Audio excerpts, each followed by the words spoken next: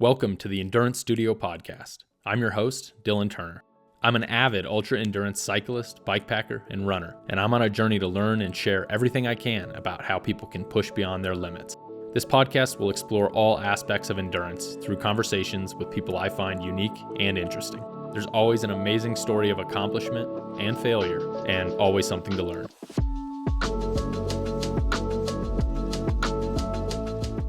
I run this podcast from an off-grid mobile studio I've created so I can travel to the guests and have authentic, in-person conversations because I believe in the importance and power of face-to-face conversations. Thank you for watching and listening. This episode is brought to you by Squirrel's Nut Butter. Who doesn't need a little extra lube in their life? They make adventure lube. It's the best in the business. I use the saddle butter for riding and the anti-chafe for ultra running. It's all natural ingredients, sustainable packaging, and it's locally manufactured here in Flagstaff, Arizona. And go check out episode number 4 with Chris Thornley. He's the owner and operator of Squirrel's Nut Butter. He's an amazing human, and he's got some really great stories on that podcast. So check him out. You can use my unique promo code, Endurance15, for 15% off any of their products online at squirrelsnutbutter.com, or you can click the link in the description and it will automatically be applied to your shopping cart. So please use that code. Go buy from them. Let them know that their support of this podcast is paying off for them, and spread that lube love. squirrelsnutbutter.com. This episode is brought to you by Embark Good Energy. If y'all have been following me for a while, you'll know that I have a thing for maple syrup, and I'm stoked to announce that I am now an ambassador for Embark Good Energy. They hail from the woods of Wisconsin's driftless region, and they make amazing organic maple syrup. So I love adding this, what I call rocket fuel, into my bikepacking race mix. There's 3 flavors: salted maple energy, coffee maple energy with 72 milligrams of green tea caffeine, that's my favorite, and elderberry, which can be taken straight up or mixed with water. One 3 fluid ounce pouch has a lab verified 320 calories and 80 grams of carbs. And it's not that garbage maple syrup with high fructose corn syrup. This is 100% organic, great tasting maple syrup. You can use directly from the pack for quick energy, mix it with water for a hydration aid, or use it in camp cooking and even cocktail mixes. They're convenient resealable pouches, so you can have multiple uses while consuming it and avoid sticky messes. So use my unique promo code to get 20% off today. The code is EMBARK20, EMBARK20, for any products online at embarkmaple.com. Today's guest just completed the 2024 Bones to Blue bikepacking race that started in Truckee, California, and made a big lap around Lake Tahoe. The course is 250 miles with 31,000 feet of elevation gain, and it's in a historic and beautiful part of the Sierra Nevadas. They're both really fast bikepackers and finished first place in their respective classes. I'd like to welcome to the podcast Matt and Leigh Bowe. Congratulations to both of you on your finishes. Yeah. There were, I think, 3 women that started it. There were 5. 5 females that started it? So there must have not been 2 on track leaders then. There were a lot of people not on track leaders. Oh, really? Yeah, I guess the spots, like the rental spots, got mailed to Alaska right before the race start. Uh-oh. I've never heard of that happening before, but so everyone who was gonna rent a spot wasn't tracked. So bummer. Yeah. And then I think on track leaders there were fewer people. Yeah, I think it was gonna be that, the turnout was actually like double what you saw on track leaders. Really? So yeah, there is Yeah, it's a little different. Because I was like, it's a pretty slim race. I mean, I did Maricopa Trail Race and it was only like 7 people or whatever, but right. Yeah, so it's like double that, huh? So there were 5 women and then a pretty stacked men's field. Yeah. Yeah, I'm not sure exactly how many, but I mean, I think there were 40 some racers total, something like that. Still not a huge event. Like I'm used to like Pinions and Fines, like CTR, like registration's open, like better sign up right now. Yeah. And then it's like, didn't fill. Yeah. It should. It was phenomenal. Yeah. That course was great. So had either of you been in that area before? Yeah, we were both there like probably 2008, and we dipped our feet in the lake, and that was about it. Did we? Yeah. In Tahoe. Yeah. Sorry, in Tahoe. We basically just drove through. Yeah, we'd never ridden there before. We'd never skied there before. Not that we skied on this trip, but Yeah. And Truckee, pretty cool little town, or? Yeah, I broke down maybe about 20 years ago on Donner Pass. Okay. Like driving a old Volkswagen Rabbit pickup truck. Sweet. Yeah. On the way to Burning Man, actually. But okay. Yeah. But that hadn't spent any time in Truckee before that. Yeah, Truckee's cool for sure. The whole zone's kind of interesting. Like there's a lot of small towns that sort of just dot everywhere. Yeah. Like you never really feel like you're like out of the development because there's always like you turn a corner and there's like a neighborhood or whatever. Yeah. So it's kind of like a little bit different than, I don't know, like ski towns that like we're familiar with in Colorado and stuff that are more just like Vail's kind of contained. And once you get like the Blue Sky Basin side, it's just like there's nowhere. It's like wilderness. Whereas in Tahoe, it's kind of like, I would say like when we were up on the TRT, like on the east side of Lake Tahoe, I felt like I was kind of out there. Like, yeah, you felt you were out there, but you could if you looked at the lake, like there was always like something going on down by the lake. Like there was like the shores developed. Yeah. So it started in Truckee, north kind of west of the lake, right? And then it did a counterclockwise loop to start, and then came back around into Truckee. Yep. And then did a giant clockwise loop. Yep. Around the lake, right? So basically just Bones to Blue. So it's a lap it's like a lap over Donner Pass. So like the bone part. And then you do the blue, a lap around the lake. Right. So it's like probably 70 miles for the first lap. And then it's the rest, like 180 or whatever to go around the lake. Right. So. And it's just like death and cannibalism on that first lap or what? Like the whole area is just like, would seem to me to be kind of creepy because it's kind of, I've never been there, but if I was there, it's like historically just like associated with all this like wild stuff, right? Yeah, I mean, for me, the rowdiest thing on that first lap was like the mosquitoes. Really? Like there was a little bloodletting going on for me. Like, I wanted to keep moving for like two reasons. One, like there's this dude who was, dressed in like the speed kit. You knew he's the fast guy. Yeah. And Paul Conley. He works for Specialized. He's like a Truckee local. That's the important thing. Okay. He's a local of the area, and I was like I'm gonna stick with this guy as long as I can because otherwise I'd be blowing corners like left. I saw him at the start, and I'm like, oh, he's not racing. Like he doesn't have a single pack on his bike. Like he's wearing nothing but like a kit. Yeah. Like he's like maybe had some gels in his pockets and a couple water bottles on his bike. I'm like, oh, he's just doing the first loop. He's riding out with us. No, he was going for it. The impression was like this guy's either really good and he's dialed, or he's just like a joker, like who's gonna like rat it, and then we're all then he's gonna bail, and when he runs out of water, right? Thing, Yeah, when you see somebody without a sleep kit, it's either one or the other, right? Yeah, they're either like greenhorn big time, or they like are the best of the best. Yeah, but he was good. He was great. I was burning all my matches to stick with him, but it was worth it because I didn't have to look at my Wahoo like ever. Yeah. I was just like, right behind him, a little bit in front of him. As soon as I passed my bullet turn, he'd pass me back. I'd follow him again. I'd pass him. I'd bullet turn. So many blown turns. Yeah. So there's a lot. But anyway, I didn't do that very much because I just kind of rode with him. Didn't he stop in Truckee on the first lap? We both stopped. Like we both stopped in Truckee.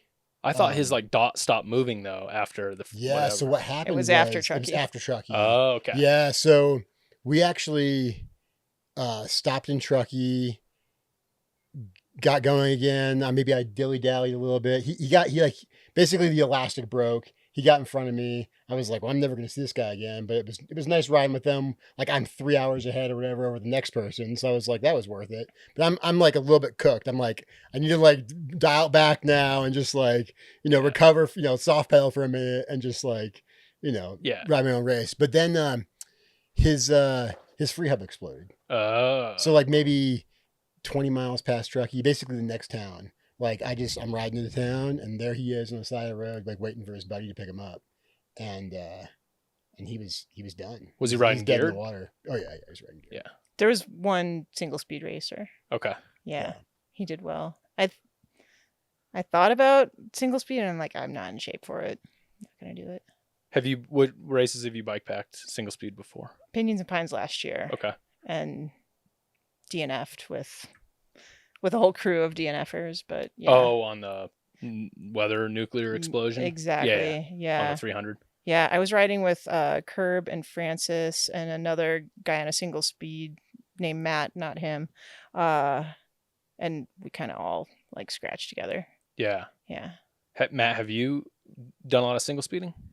Yeah, I used to be like like the angry single speeder, like from back in the 20 aughts. Yeah. Like when geared bike sucked, I rode a single speed. Yeah. So like I had a geared bike, I had a 2002 Rocky Mountain Slayer, like super dope, like white powder coat, like cool bike, but like a 3x whatever from it's 100 mil, like free ride bike from 2002. Yeah. But I ended up like on my own like volition, because gears were so bad, like I put a compact cassette on it, took off the big ring, put a like rode only in the granny gear, and you can't just ride only in like anyway. So I had that for a while, and then got over it, and I was like, I'm gonna ride a single speed like this, and it was way better. And I did that until like till 1x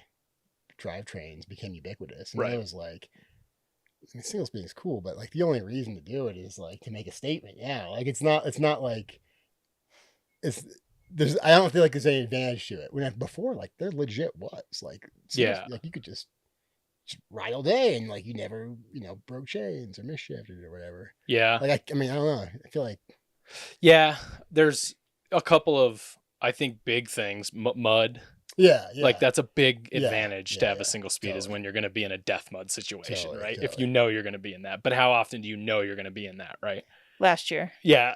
So I was doing like my training rides on a full suspension geared bike with the Axis drivetrain, and it like self detonated on a training ride in the like 11 p.m. at a gas station in Camp Verde. Like I was left in a single speed like that I didn't want to be in. Like the gear ratio was like rip your knees off. So the battery quit working and it stayed in a gear. Couldn't manually shift it. I just put out a video literally today about all of the times someone has told me that that's happened. Yeah. On SRAM Axis and specifically the problems with SRAM Axis versus like Shimano Di2, which they don't have a mountain bike electronic shifting version for a reason, but there's like pins where that battery is attaching to that derailleur and all the water's getting in there and all the muck and the mud and it's like corroding. Yeah, I mean it's electronic signal going through metal pins right there in like the worst spot. Like it's inevitable that there's multiple people on Tour Divide that have had issues. Yeah. Like Justinius had an issue 2 years ago. There was a female this year that had an issue. Dana had to multiple. warranty his after Stagecoach. Yeah. So like, I mean, I don't want to go on a side thing, but there's one more story. It was like a week before PMP last year, and I'd been like curious about single speed bike pack racing, but I like all my training rides were on the geared full squish bike. But I was like, well, I'm not feeling it, especially like we were having some storms. Like the forecast looked like there was a good chance that there would be mud.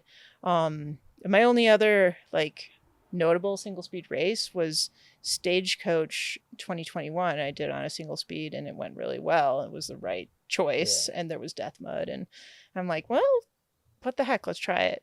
That was the Stagecoach from Flagstaff to Tucson, the 100. Yeah, that was muddy. I heard. Yeah, and saw pictures.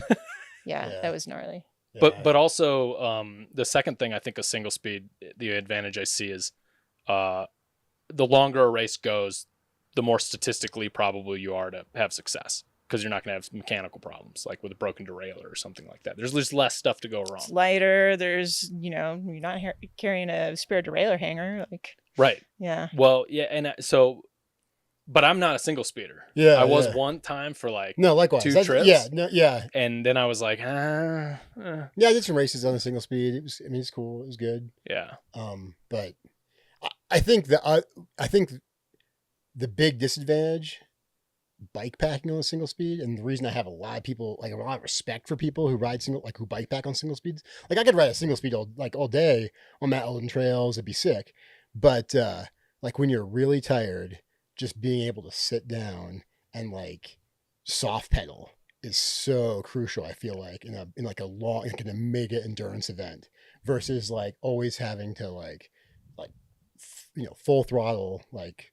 You can get off and soft walk. Yeah, you can. You're right. That is the option. That's how you gear down. Obviously, you can just walk.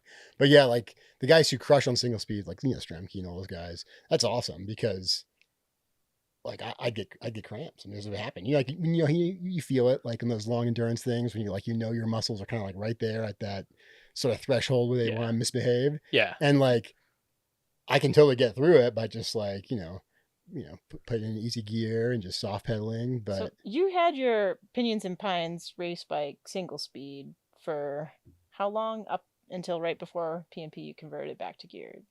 Yeah. I So he's like, I feel like he's naysaying single speeding, but no, I'm saying it's great. Like I like riding. Like I had my Blur converted to a single speed, like all winter. Because it was sweet. All the stuff we talked about, like mud, whatever. Plus, it's cool. It's like a full suspension single speed. I don't know how that all works. Is it the same? Is there anything special you have to do to it? It's just like you hit the. I can't remember the. Yeah. It's a right. tensioner in there. Like it's like a modern. I can't remember. Because the movement in the rear like a single. Like the old days, it was like the singulator, like the Surrey singulator. Right. It's like that, but it's got two pulleys on it, so it's just like a derailleur. It's, essentially just extra strong clutch because you don't have to shift at all. I think yours is Reverse. Reverse is the brand. Shout out to Reverse. It's a good product. So I thought, single speeds are dope, but like to ride it in an ultra endurance type setting, you're a badass. You know what I mean?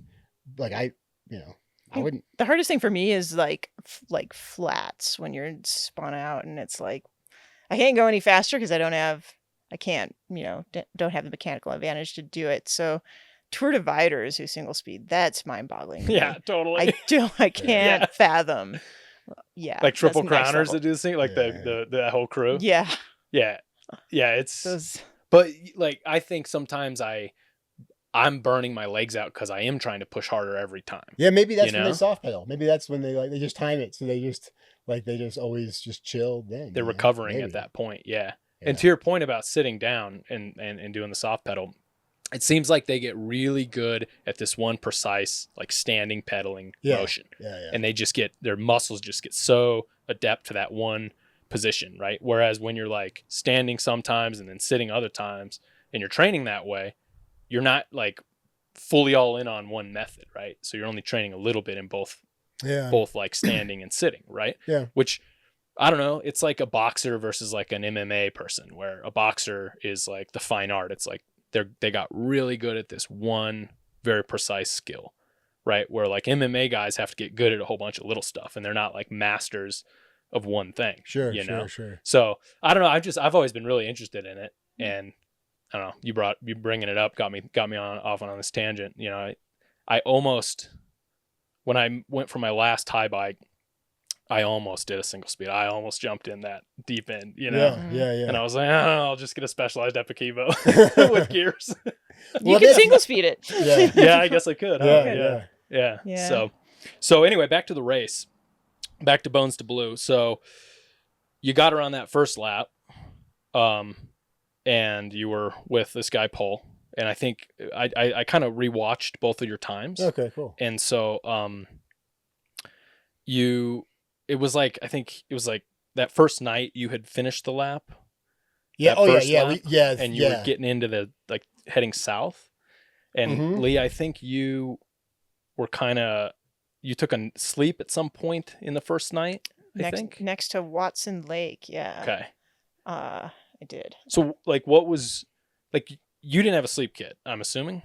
No, I didn't have a sleep kit. I carry like one of the lightest like SOL bivvy, like no zipper, just a garbage bag basically, just sort of as a like try to be responsible kind of thing. But I wasn't planning on sleeping. Yeah, and I don't think you did. I caught like 40 wings for like 15 minutes. Maybe. Okay. Not in my kit. I didn't I don't. Right. I just laid in the dirt. Yeah. Yeah. Yeah. You. Yeah. Yeah. Your line, your race flow line represented that. Yeah. You had a couple sleeps.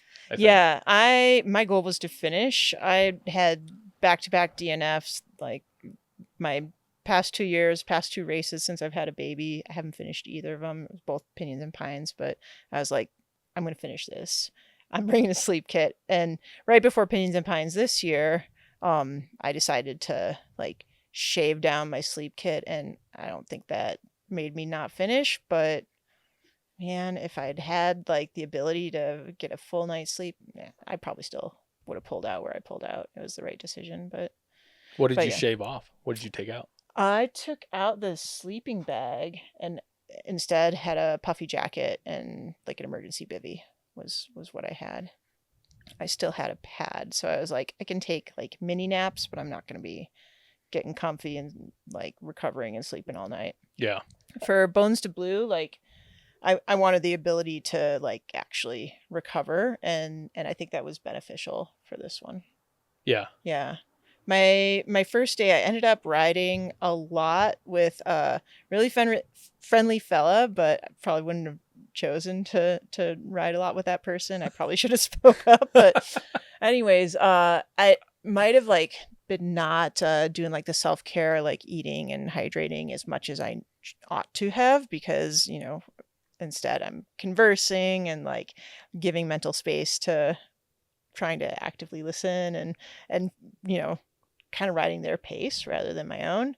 That was a mistake, and I ended up like kind of fighting a headache that first day, and I tend to get migraines, and with my migraines I vomit, so like that can be a showstopper. Yeah. So I spent like an hour at McDonald's in Truckee with Forrest, the race director, and this other fella, and man, like chicken nuggets, like ice cream, like I had a Oreo like McFlurry, like, and it was good. And I left Truckee like feeling decent, but also like a couple hours of pedaling later, like migraine was coming back, and I was starting to feel a little like I had to stop. So Watson Lake was a good place for me to. I think I was there maybe 4 hours, maybe slept 3.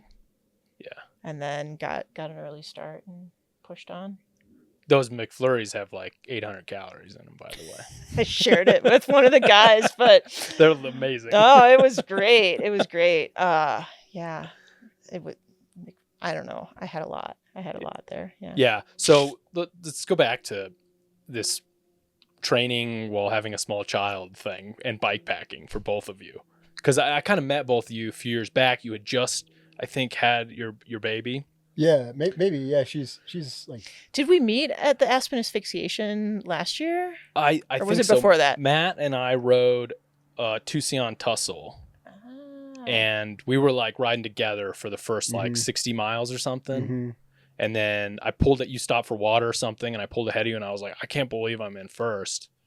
Like, I couldn't believe it. I didn't, like, I'm not that fast, or if I didn't think I was, whatever could be like. No, you're correct. We had just met, and then I was like, I got to finish this thing. I was like looking back, like, this guy, I can't let this guy catch me, because like I haven't taken first ever in anything, right? Ever. Yeah. And I finished, and then you came in like 5 minutes behind me. I mean, you were creeping up on me. You were about to catch me. Yeah. Hell yeah, congrats. Yeah, and I was like, oh my God, this is like a weird feeling, you know? I mean, you've like you both have now had lots of first places. And and like it's weird, you know? Like, because I didn't think, like, I just started this thing, I don't know, 6-7 years ago, like really serious biking. Yeah. You know? Yeah, and then just slowly creeping your way up, and slowly, and then you know, you get in a race like that, and I guess Frico had Jeff Hemperly had a mechanical, so that's why he didn't smoke both of us. Yeah. So I got lucky, basically. So I'm not gloating here. It just was like the only time I think I'm ever going to get first place in anything. But that's where we first met. Yeah. Right. And then Leigh, I'm not sure if it was Aspen Asphyxiation or whatever. I made the association between you two, and I don't know. I think the bike shop and all that stuff. Yeah. But you guys were both like, I remember, Matt, you had told me like Leigh's having a baby. Yeah. Like, we're having a baby. Yeah, she would have been like in like Yeah, because that What was time of year is 2C on Tulsa? like, I it don't was remember. like September, yeah. maybe 'Cause it Yeah. was 2 years right. It ago. was like I would have been about 9 months it was like, pregnant it was then. like 2 weeks Yeah. after the CTR, after we got back, I think. Yeah. Oh, so did you do the CTR that year? I didn't finish it, Okay. but yeah, I rode the BV that year. He exploded. Buena Vista? Yeah. Yeah. Okay.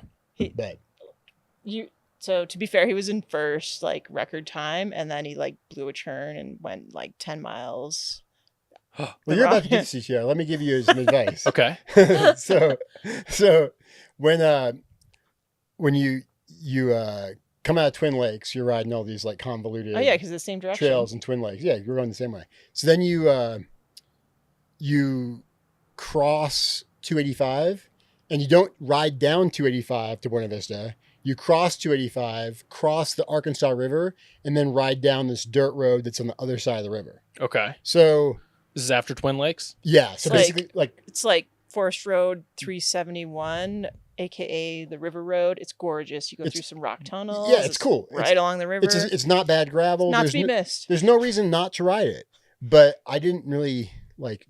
I'm not that. I didn't really know that. I mean, I should have known that, but I'm not very smart about planning ahead or like pre-checking stuff. I just like to ride my bike. So I hadn't thoroughly reconned the route, and I just kind of thought my Wahoo was Slightly off. yeah, you know what I mean? Because Yeah. I knew I even checked it on like Rally GPS. I'm like, oh yeah, it just goes right down the road. Like that's, but really the line was just like 200 yards to the left across on the other side of the river. So and it was a rainy year. It was like, anyways, I live in Flagstaff. I don't like the rain. I live in Arizona for a I reason. heard it was a wet one. Yeah, it was wet. Yeah. It was a wet year, so I was bummed about 22. that. And there was like a storm coming in, so I was like, I'm not going to keep looking at the map or trying to figure this out. Like I know I'm right. Screw the Wahoo. It's just I'm off by, the route's just drawn a little bit wrong. That's why it's chirping at You me. were just loving those pavement miles. Yeah, and I was loving the pavement miles. I was It's like slightly downhill into BV. yeah, it's legit downhill into BV. So it's like I'm just crushing. Into BV. I'm like I can't wait. I'm gonna get some food. That's like the big halfway resupply too, right? Totally. Yeah. So I and then all of a sudden like I'm in the grocery store and like I've chilled for a second and I got that weird feeling, like you forgot to turn your homework or something's wrong. Mhm. And I sat down, I thoroughly looked at the course and I was like, oh no, I just rode 7 miles of pavement downhill with like a thunderstorm barreling down on me. And now I got to backtrack, up 1,000 feet and like come down this dirt road. And at the time, like that was more than I could stomach. And I was like, Throwing stuff in the grocery store. yeah, I was pissed. And yeah. So Do you think he called me and he's like, I'm done. Like, and I'm like, are you okay? Like, I you was must so be like mad. horrifically. I've done the CTR twice. I'm like, he must be so injured or something's like obviously wrong. He's doing really well and he's just like up and quit in BV. Like, no, I missed a turn. I'm like, whoop, it's freaking pavement. Just ride 10 miles up the road. And, You regret it? That decision? No, I mean, no. I mean, it's one of those things where like, to this day, with a full stomach, feeling great, I don't want to ride that road up that hill, like that highway, just to come down that stupid dirt road. Yeah. Like, I don't want to do that right now. Like, so, I really didn't want to do it, after 220 miles of Colorado Trail. I frequently have asked him over the last year, like, yeah. dude, like, No, you could have no. won. I Like, mean, no, his voice, no regrets. Yeah, it was a good learning experience, I made some mistakes, but I mean, like, I think what were some of the other mistakes? The lesson I learned was that like I'm like kind of I like to ride my bike fast. I like to do these things, but like the longer I go, the worse I get. Like my ideal endurance event is like PMP, is like Bones to Blue. It's that like if you go fast, you you can do go it in 2 without days. sleep. You know what I mean? Right. You can go without sleep. Right. That. And I kind of knew that going into it, but like at the CTR that year, I was like determined to like have good self-care. And I got a hotel in Breck the first night. And like I took like a handful of Ambien and Benadryl because I'm a bad sleeper, and that's why 48 hours is like my perfect race. Yeah. So it's like I'm gonna sleep. So I slept for a couple hours, but then I don't know. by the time I got to, that part of the course, I was like not looking forward to the It was like evening, I think, when you called me. yeah. Like it was just starting to get dark. Yeah, I actually had, before I even messed up, I called from like the trail in Twin Lakes to book a hotel in BV because I was like determined to do like the sleeping thing, like try to do it right. Yeah. But I was so certain he was going to change his mind. I'm like, I'm not coming to see you. Like, you're going to sleep a night, like eat a meal.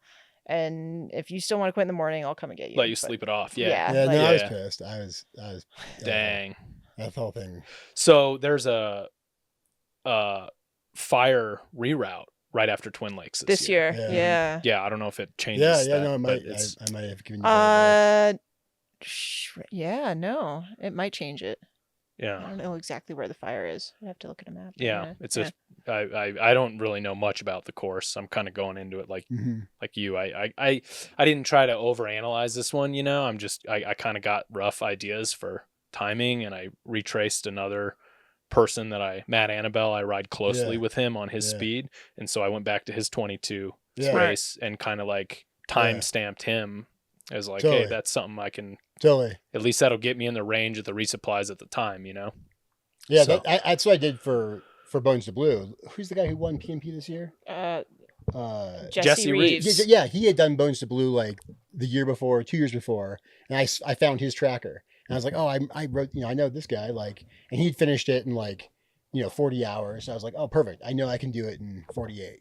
Yeah. And that's actually a super good idea. Like I'm totally When on you're board with that. when you're when you don't really know, you don't know the course, Yep. you don't really know what's going on. because you can see But it if you on a find map. somebody who who's ridden it before, you're like, oh, I can mirror that guy's performance For or sure. whatever. So It's yeah. helpful. It's still like there's such an advantage to being a local though, and just kind of Oh, like for sure. knowing what the terrain's like and For sure. turns. Yeah, but yeah, But just to give an idea of like how much food, what I mean? Like, where will I be that first night? If you Right. see somebody else who's done it, you're like, oh, okay. I know. how long a particular section may take Yeah. in actuality compared to on paper, because you Yeah. look at it on a map and you're like Totally. 50 miles, like I'll be there before dark. Or who knows? It could be like, And then yeah. it's like a day and a half, Yeah. Right. But at least you can, like, once you see someone else has done it and you know who they are, you can kind of guess within an order of magnitude, Yeah. how long it'll take. For sure.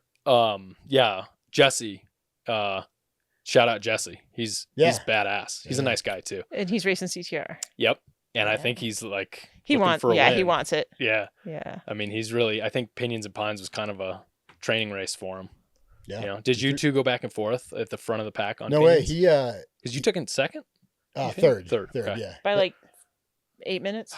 So It was yeah. close. Yeah. Second was Tom Schwimberger Yep. Yep. on the gravel bike. Yeah, he owned. Yeah. I mean, Allow- I did PMP on drops in 2022, Right. and that sucked. Like, I wouldn't recommend it. Tom kicked ass on the drops. Dude, I was following him down Hart. Yeah, Hart at the very beginning. yeah, And I was on the Epic Evo and I could barely keep up with him. yeah. I'm like, dude, this guy is fast on a drop bar bike. He Yeah. was, he was. Impressively fast. Yeah, So, yeah. So anyway, so how did, going back again, how did, you were pregnant right before CTR, sure. Yeah. right? And then how do you guys keep up with training? Like how does this work when you have a new little kid? Tag team. Yeah, Yeah. You trade off. Yeah. Yeah. We don't ride together very much. Yeah. Not anymore. Don't see each other No. very often. No, it's But probably no, count on one hand like the number of times we've ridden together in the last Yeah. year. But so for PNP this year, like we kind of been taking turns with PNP, but then Matt's parents were going to be in town, so we kind of knew Matt was doing PNP this year. It was his turn, and then I was like, oh, I get to do it too. So like managed to get a couple trading rides in this year and thought I could make a go of it. Yeah. Yeah. Yeah. And then after PNP, I feel like I have had priority for rides and training to try and like get up to snuff. Yeah. I mean, I don't really think of anything. I don't. He doesn't really train. Yeah, I don't like frame any of my biking as like training. I just like to ride my bike, Yeah. and we do it as often as we can and stuff. But like, I don't ride like huge miles or anything like that. Like, I You're mean, just gifted. no, You're just a he lucky does. feller. no. You I ride mean, huge miles. no, I mean, like, how many miles a week are you riding right now? Let's see, maybe like 100, Yeah, maybe, and then I throw in some runs. that's legit. Like for me, like 50. Okay. Like, and that's like 2 rides. You know, Yeah. that's not impossible with a kid. You know, When did you start riding? like in my childhood? Yeah. Like, have you always had kind of a base bike fitness? Yeah. I started. I rode like BMX bikes as a kid, and then like It's you BMXers. Well, The BMXers crush bikepacking. that's so weird. Why? It transfers over. You know, it's like I just Makes think perfect it's sense. Like you're building all that muscle at that young age. Yeah. I think. You Yeah. know? Yeah, I mean, I ran like distance in high school. Yeah. And like tried to do it in college a little bit, but I went to a D1 school and I wasn't like nearly good enough to run with those guys. But so I think that helped. You know what I mean? Like just sort of getting over being comfortable, being uncomfortable. You know, all that stuff. Yeah. But Was this cross country? Yeah, Or- like, yeah. you know, track, mile and cross country and all that stuff. Yeah. But no, I think like training, everyone's different with that. And I think like, rest is important too. And the more that we learn about physiology, the more I think that that's true, and I don't know, right? Yeah, he just goes into these things well rested. that's, like. that's the key. Yeah. I don't know. Yeah, that's a whole different thing. The sleep and the Yeah. rest, and I mean the sleep deprivation part of it's something I grapple with. Yeah. Like whether I want to do it or I don't want to do it, or Yeah. if it's hurting me, or and Yeah. I've tried both. And like on pinions, I slept well. I slept Yeah. I don't know 6 hours or something, 7 hours maybe in total. And Yeah. it was like I felt good when I was done. Yeah. Yeah. I wasn't completely crushed. good. How many nights were you out on pinions this year? 2. So you slept like 3 hours a night? 4 hours a night? Yeah, 3 to 4 a night. Yeah. Yep. And Yeah. that was Like, pretty You good. could feel functional. Yeah. Yeah, I felt like I could keep going, and that's kind of the same plan I'm applying to CTR. How is much like, do you sleep at night regularly? Like 8 hours, Yeah. solid. Yeah. Likewise. But I mean, so I don't make like sleep deprivation a lifestyle. Oh, I sleep 8 hours, like, Like you have good sleep. but like, well, I don't know that I have great. I'm like kind of one of those people who like has a hard time falling asleep, Yeah, which is why I don't like to sleep during the races, because like, you lay down, you look at the stars, and 45 minutes later, you're still awake and you're like, shit, I just wasted an hour, Right. and then that sort of thing, that mind thing starts to build, and then you can't fall asleep then, because you got all this worry and whatever. So yeah, I don't know. Like what motivates me racing is like, or the competitiveness that I have is like not getting caught. Like I don't really care about people in front of me because I'm like, whatever, I'm not just a dude, I mean, I'm 42, I got a kid, whatever. yeah. But like somebody thinking of somebody behind me, like passing me at night or something like Yeah. that. Like I can't abide that. I gotta keep going. So And, when like you're if I'm at laying the, there trying to sleep and you see a light go by, Oh. you hear a light, you're up. no, yeah. I mean, I wouldn't. Yeah. I don't even think I'd get that far. I would, I'd be inflating my mattress, thinking like, what am I doing here, man? Like it's been 10 minutes and I haven't like, I gotta go, Right. So Have you pushed yourself to the point where you're questioning whether it was a good idea to stay up that long? well, I mean, Like you thought it was dangerous, perhaps? After Bones to Blue, you said when you had to like drive to get your phone that you Oh, left yeah. in who was it? Aaron's buddy? What was his name? oh yeah, no, Yeah. I ended up finishing Bones to Blue at like 9 p.m. Yeah. And when you finish, you sit around the finish line for a minute, you drink beer or whatever. And then somebody was like, hey, you need a shower. I was like, took them up on that, went over to their house, showered, came back. By now it's, well after dark, it's 10 o'clock or whatever. And we had our van out there. So he just drove me to my van, which is like parked out by the airport or something like that. And he was like, peace out, and left. And like, as soon as he was leaving, I realized I left my phone in his car. And I was like, why?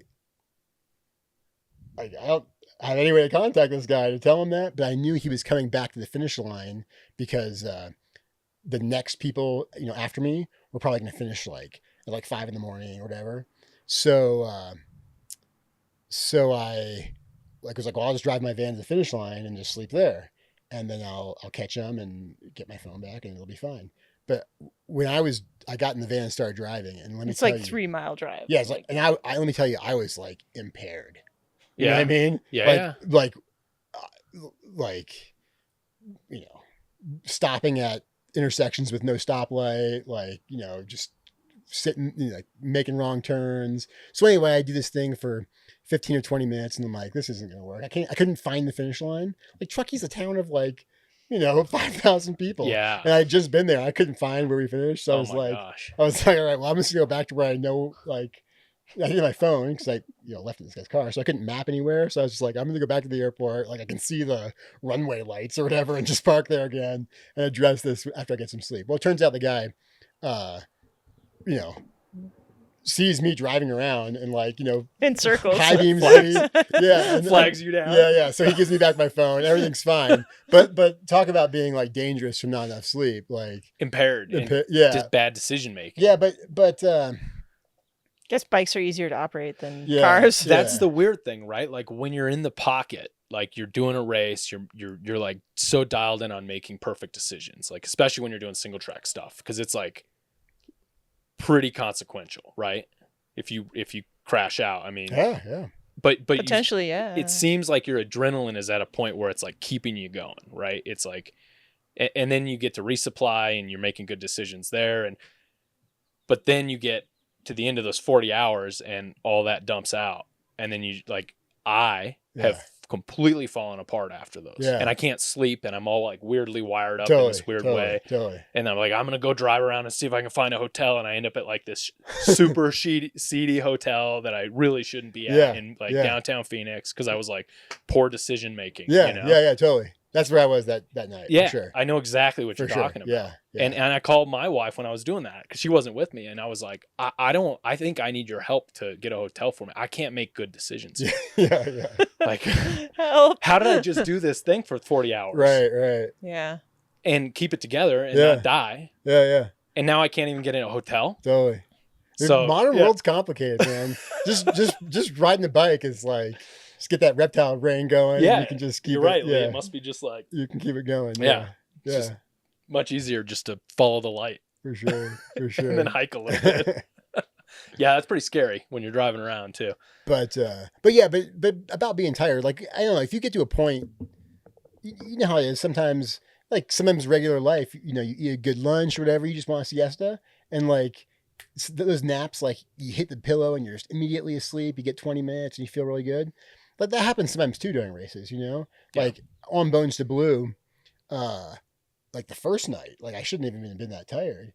I just was like, man, I just feel really exhausted. It was kind of at the high point where there was finally no mosquitoes. And I was just, I was pushing my bike anyway, because it was that type of terrain. I laid in the dirt for a few minutes and I don't know what happened exactly, but I laid there for a minute, don't really remember what was going on. So maybe I slept, and 20 minutes later I got on my bike. So I usually can't do that, but the tiredness and whatever wind up just right at that moment, You set an alarm? I did. It was almost dawn. Yeah. So I didn't set an alarm then, but because I to be honest, I wasn't really planning on sleeping. You know what I mean? I was just like, I'm just gonna close my eyes for a second. And then there was 20 minutes went by. So if that happens, I'll take it. I'm not opposed to sleeping at all. It's just something that doesn't usually work for me. Yeah. And I think both of you went into that high point, which was kind of on the southeast end of the course, kind of in the night. I think you both kind of experienced it in the nighttime. Yeah. It was sunset for me. Okay. Yeah. Going into sunset. Yeah. Is that, I mean, did you feel like you said earlier, you could always see kind of commotion and people and stuff. Were there points on the course that were you felt kind of lonely and isolated? There were people there. It was pretty much always. That's one of the things that's super cool about Pinions and Pines. It's you kind of feel like you're in the middle of nowhere, and you're on these roads. You are in the middle. That Mingus bit. Yeah. Ooh, it's a couple side by sides here and there, and lots of campers on top. But Mingus is really isolating feeling. You get up there and you're like, whoa, this just seemed like a small mountain, and you get back in there and you're like, this thing goes on forever, man. Yeah. Mingus is a pretty good example.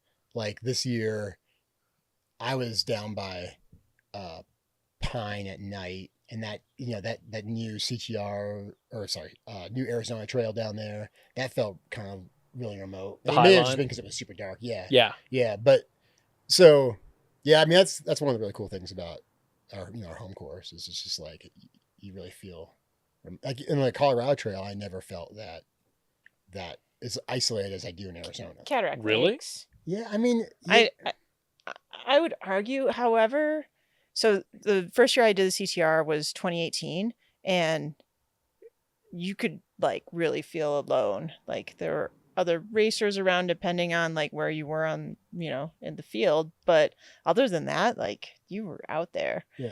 And then I did it again in 21, and something happened. COVID happened, and just there were so many thru hikers. Yeah.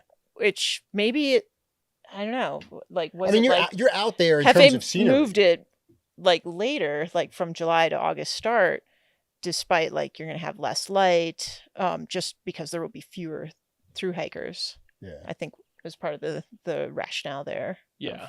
Of the later start, but there were Yeah, I think you feel like the terrain of the Colorado Trail, like in places, is like awesome and isolated and stuff. But it just seems like that trail is so popular that there's always like in Arizona, it's like you go around a corner, like maybe there's a mountain lion. There, you go around the corner and maybe there's a thru hiker. You know what I mean? It's like a little bit. I mean, almost as dangerous as a mountain lion. Yeah, I mean, it's just a little bit different vibe. I guess. Interesting. And that was the same way on Bones to Blue. Like there could be people anywhere, and there were people everywhere. Like not like there were crowds, but like there could be a person at any point, and it wouldn't have been like surprising.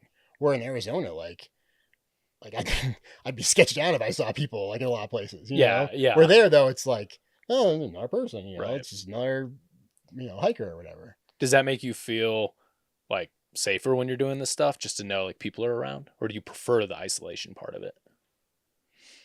What do you think?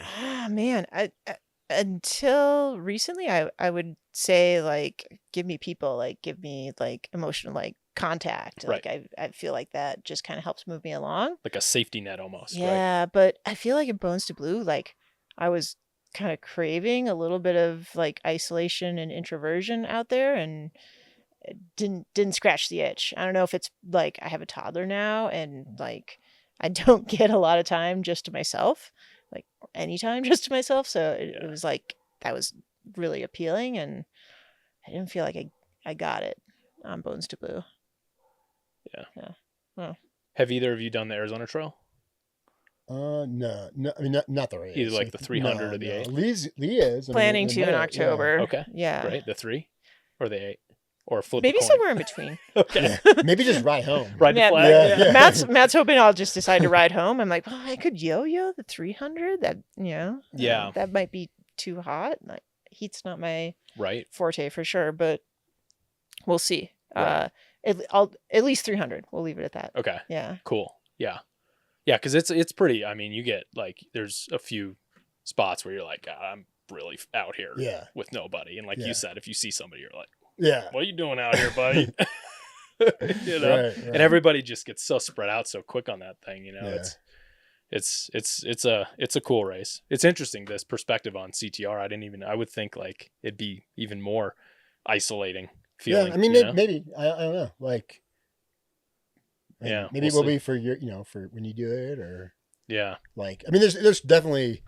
I mean, I love Colorado. We lived there for 15 years, or whatever. But there's dramatic scenery and stuff. But yeah, I feel like there always could be a person around the corner, and it wouldn't be a weird thing. It's just perspective. Like, a person around the corner, but like other racers, I felt isolated in 2021 on the CTR. Like, the first day, like, had like the women's field kind of all around, and was riding kind of in between Katie Stremke and Alexandra. And then like after that first night, I didn't see like a single racers though. Yeah. But thru hikers, you'd see and maybe exchange a couple words, but it's not like a connection. Mm-hmm. Yeah. There seems to be a lot of bike shops along the route too. Yeah. I mean, The CTR? Yeah. Slightly off route, I'd say. Yeah. I mean, Leadville, I guess. If you go through Leadville, Yeah. take the bypass. Oh yeah. Yeah. Yeah. I was kind of Depends. confused on the whole deal with that. It's optional, right? It's optional. Yeah. Yeah, it's legal to go through or go around. Both are options. It is kind of weird. It is but weird. Yeah, you'd think it would just be like you just ride through town. Like you'd think that would be the way the course would be, but I guess whatever. yeah, There's a gas station, I guess, where they come back together. we used to live in Leadville, so Oh, yeah. Saturdays at the south end of town. So you'll be past Leadville. You'll also drive past a golf course. So if you're driving through during daylight, you go on the golf course, and if you don't need much, because BV's not far, especially since Golf there's course that for resupply. fire. I wouldn't resupply there, but if you just need like something to get you to BV, you Yeah. could go in there and like be in and out. Yeah. Or Saturdays has everything. That gas station is like a market. Sweet. Yeah. And that's if you take either. Yeah. Yeah. Section. So Saturdays is slightly off route though. Okay. The golf course you're gonna ride right past it. Yeah. On the bypass, right? On the Yeah. bypass, Yeah. yeah. If you go through town, you won't. But Yeah. if you go through town. The reason I say take the bypass is because you just get so sucked into town. And especially we used to live there, I'd be like, oh man, I haven't been in Leadville and how long? I got to go to High Mountain Pies. Like, Yeah. yeah, they catered our wedding. Oh, okay. Yeah. Sit down pizza restaurant is not usually a good strategy. It's not the Yeah. fastest. I mean, if you call my like, favorite. Yeah. from Come on. Copper and say I mean, like, it's delicious. It's worth it. I want my but- pie ready at this time. But yeah, no. Not if you're racing, Yeah, right? yeah, if you're yeah. trying to. Yeah. Yeah. No, it's I not. don't know. I like one. I mean, I'm not like going out there to win it. I'm just going out there to finish. Like Sure. Yeah. uncharted territory. So I like a good like 1 hour sit down, just to Okay. just to rest everything. So Yeah. Maybe go through Leadville then. High Mountain Pies. Like, we'll see at that point. That's yeah. what. If it's the middle of the night, then Yeah. yeah, there's nothing open in Leadville anyways. Yeah. How did you get into bikes? When did you first start riding bikes? I met Matt. No, it depends. Like, I rode bikes around the neighborhood as a kid. Like, I had a paper route and would like intentionally ride down staircases. But I grew up in Wisconsin. Like, it wasn't mountain biking. And then I met Matt. We were like deployed together for a year, and like he told me about mountain biking. Like, we didn't have bikes. There wasn't a place to ride bikes, but I was like, oh, like that's a thing that like real people do that. Like you don't have to be famous to mountain bike. Like I could do that. So we got back stateside, went our separate ways, and I'd found a mountain bike in El Paso and just started riding single track. Military deployed? Yeah. Both yeah. of Yeah. We were Yeah. in the army together. Oh, right on. Yeah. Yeah. We met in Iraq. Okay. Essentially. Yeah. No way. Yeah. It's kind of funny. Yeah. That's wild. Yeah. Yeah. Cool. And then you guys, how'd you get to Leadville? Oh, I did you- mean, convoluted story. Okay. How did we get to We Leadville? By way of Washington State? yeah, we finished in Iraq, then we did like separate assignments, and then we both were assigned in the same location, we worked at the same hospital together in Washington State in Tacoma. Okay. And then after that we were kind of like inseparable. So we both got out of the army and just like did stuff. Rock climbing bums skied for a and climbed winter. and biked and stuff like that. And then we ended up just kind of like settling in Colorado because We were living in a teardrop trailer in the winter in the Salida Walmart parking lot. It was January, and I was like, I need a shower. So I'm going to look for a job and like find an apartment. And so I think we like from Salida to Copper Mountain's an hour drive. We went skiing at Copper Mountain. I dropped off an application in the Leadville hospital as an ER nurse in the morning in my snow pants. We went skiing, and I had like 3 messages on my phone that afternoon. Like, can we interview you tomorrow? Yeah. So we parked the trailer in the hospital parking lot, and we rolled out. I Rolled like out, ran in my interviewed. snow pants, and they're like, when can you start? Yeah, they don't have that's a lot of Yeah, so this is kind of a sketchy place. I wouldn't recommend having surgery there, but it was a job. Yeah. And yeah, so we landed in Yeah. Leadville for a while. So what did each of you do in the military? We are both nurses. Nurses in the Army. military. Yeah. Yeah. So Cool. Yeah. And now you work at Flag Bike Rev? I'm a nurse practitioner working at Flagstaff Okay. Bicycle Revolution. Yeah. Okay. Yeah. So I'm the shop mom, nurse, mechanic. Shout out Flag Bike Rev. Hell yeah. It's by far the best bike shop in all of Flagstaff. So appreciate top that. tier. Yeah. And what do you do, Matt? I still work in healthcare. Okay. I do anesthesia now at the hospital here in town. Okay. Yeah. Yeah. Because your hours were kind of to get you two together. Yeah, we had to kind of. I got my phone here. I'm on call still. So, Okay. Yeah, I appreciate you guys making the time. Oh no, it's good to talk to you. So, okay. So let's go back to the wee hours of Bones to Blue. So let's see. Matt, you finished in like just under 2 days, I think. I have your finished. No, it's like under 40 hours. I think Under it's like 40 38 hours. maybe, something like that. I don't remember offhand. I have 1 hour, one day, 14 hours and 51 minutes. So just under 39 hours. Yeah. And you were similar with pinions, I think, right? Somewhere around Yeah, there? I think I was over 40 at pinions, but it was like that same. That's like your sweet spot. Huh? Yeah, no, it really is. And both those races, like my goal going in was like 48. Like I was like, I can do it in 48 hours. You know, we'll see what happens. Like in terms of like how fast other people are. You know what I mean? Yeah. It's like how I place or whatever. But it was good. Yeah. It was good. And you rode a Santa Cruz Blur. You rode the. For both of those races, pinions and the Bones to Blue. You're happy with that bike? It's a great bike. Yeah. Great bike. I don't know what else to say about it. It's like it's fast, you know. It's like it's a better trail bike than it should be, you know, for being like a fast, light XC whip.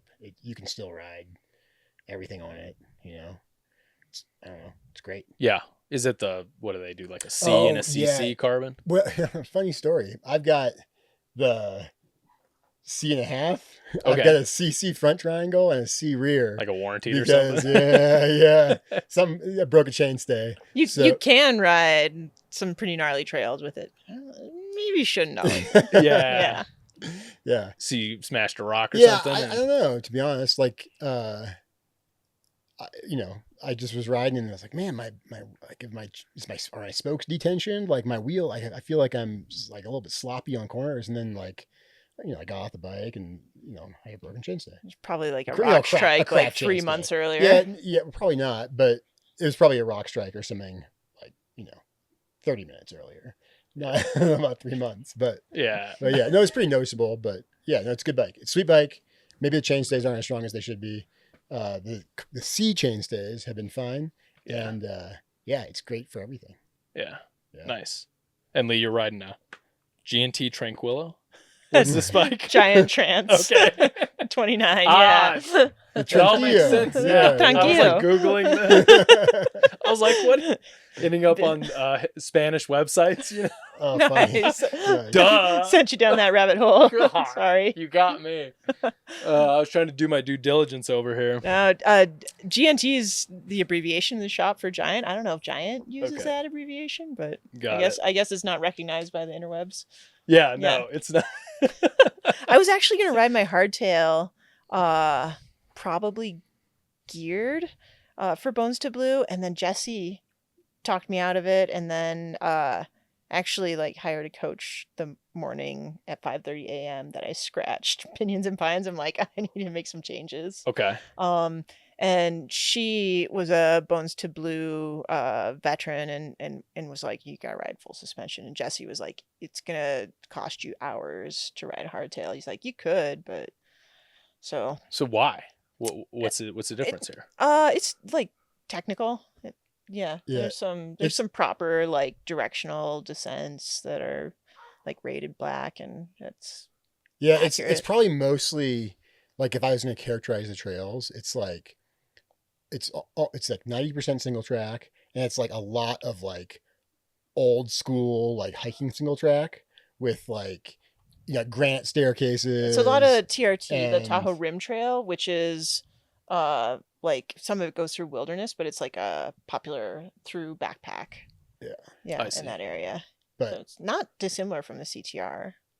Fewer gravel detours. It's like legit single track fun single track. Yeah, It legit was- fun it single was good. track. A Yeah. little bit like old school, kind of a little bit janky. Yeah. Yeah, that trail that we like finished, or like final down into Truckee, the Big Chief.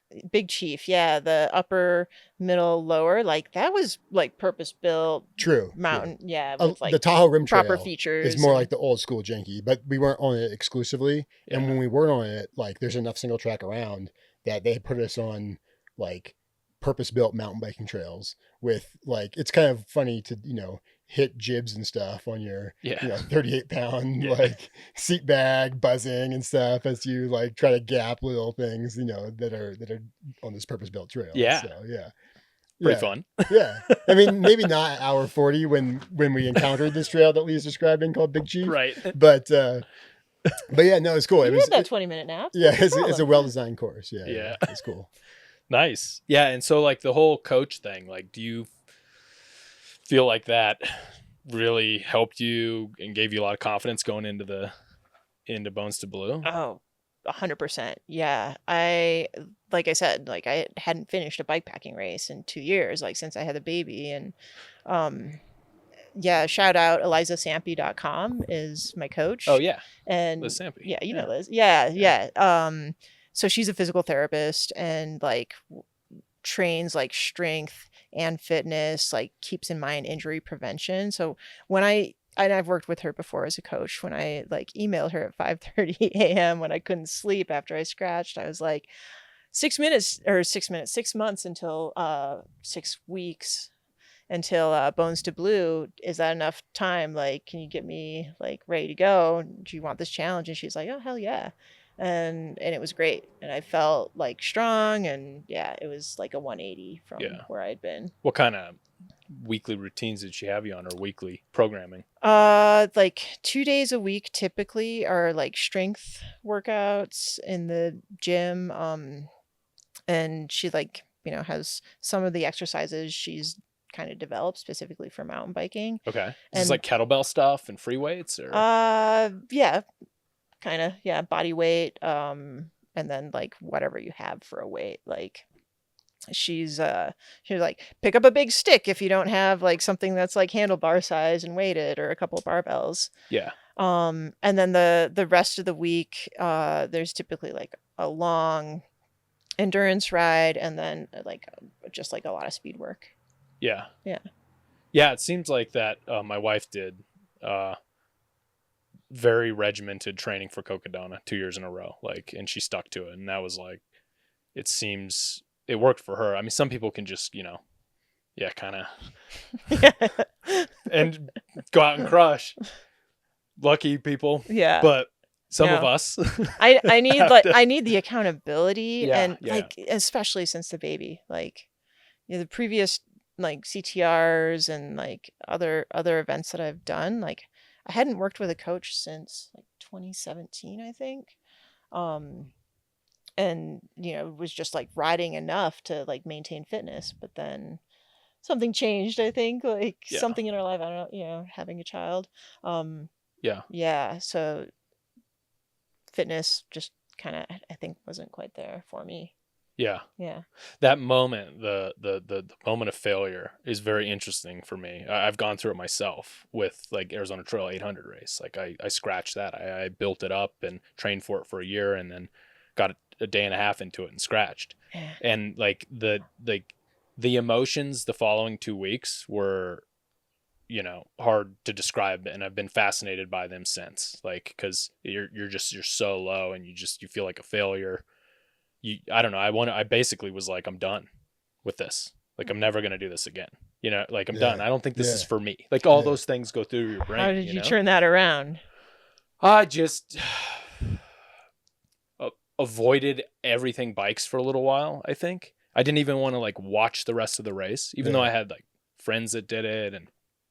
And I was going through, there was also other things in my life that were happening at the same time that I was going through with work that was like compounding into it.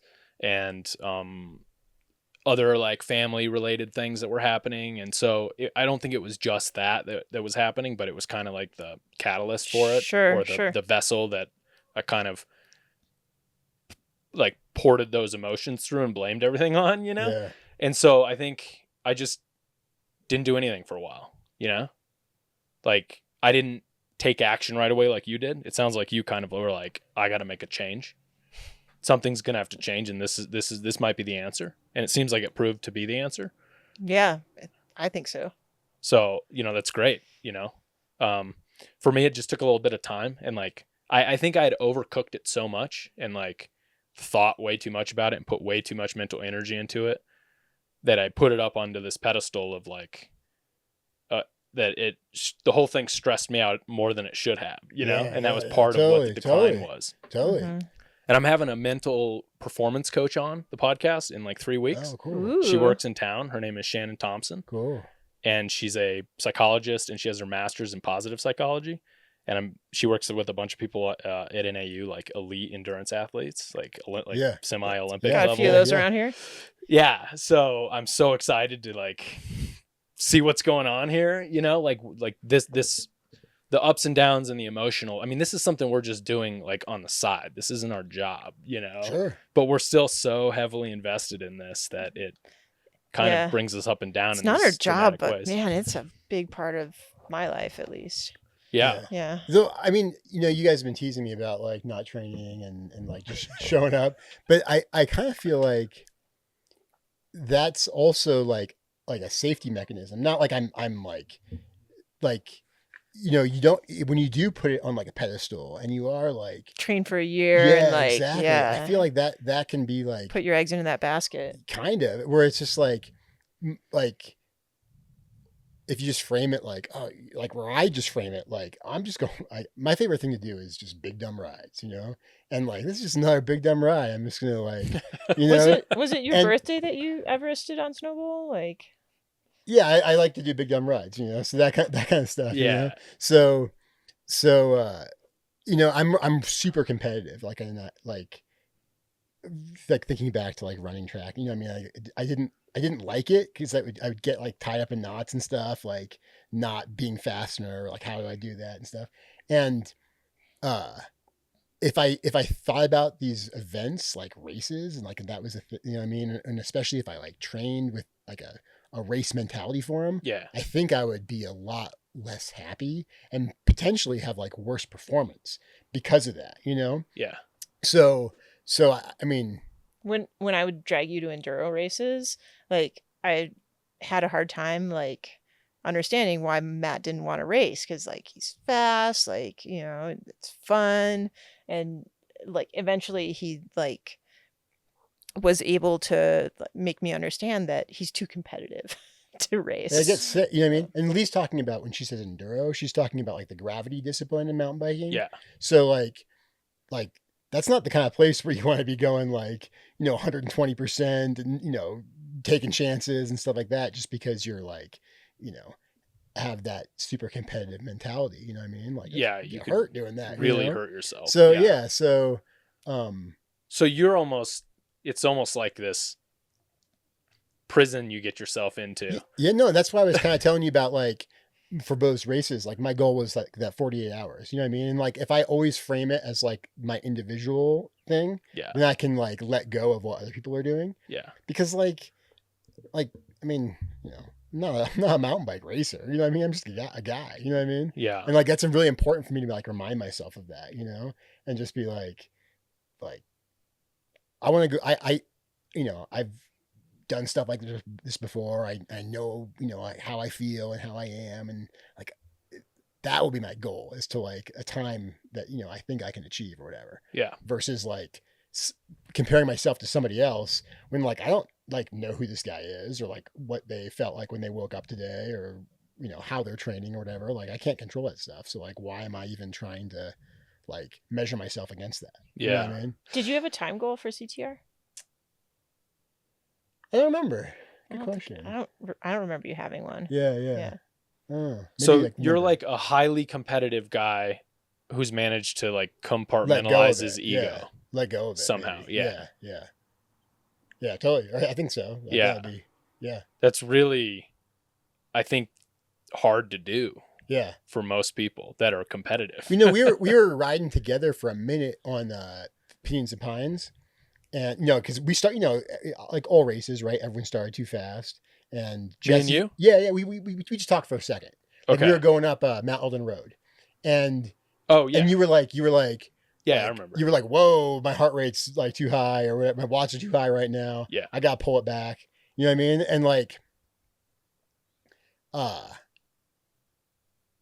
yeah, I mean that's sort of like what I'm always having to like think that. You know what I mean? Yeah. Or else like I'm gonna just go out too fast, like just do foolish things because like just get so so. Do you remember wound the up, you know what I mean? conversation? So excited, about the whole thing and like following. It's just. Do you remember talking to Cruz in our garage about like opinions and pines, and like your advice to him was like, you want to be like the last person up Elm Lookout Road, like don't blow up and like go down Hart Trail totally gassed. Yeah, like, totally. I tell myself that all the time, like especially because I have like a thing about people catching me, not like people in front of me. Yeah. So like I'm always like, it's way like it's hard for me because as soon as the whistle goes off or the gun goes off, I just want to like crush, But yeah, the advice I gave Cruz Blue was like, be in the back in the beginning. It's like a 2-day race, dude. Like you've got so much time, and I constantly have to like tell myself that. And I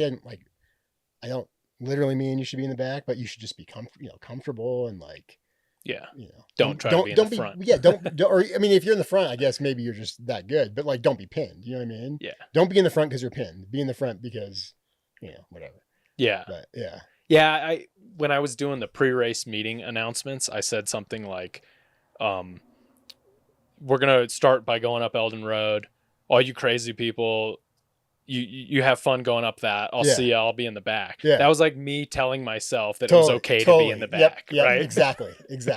Yeah. That like, I just am like giving myself this like, okay, that like whatever, everybody just go. Yeah. But it's true though. You've done it enough times to know that like, this race is not going to be won on Mount Eldon Road, but it can definitely be lost coming down Hart when you're like, heart rate's 180 and you're just like, going nuts on a drop bar bike.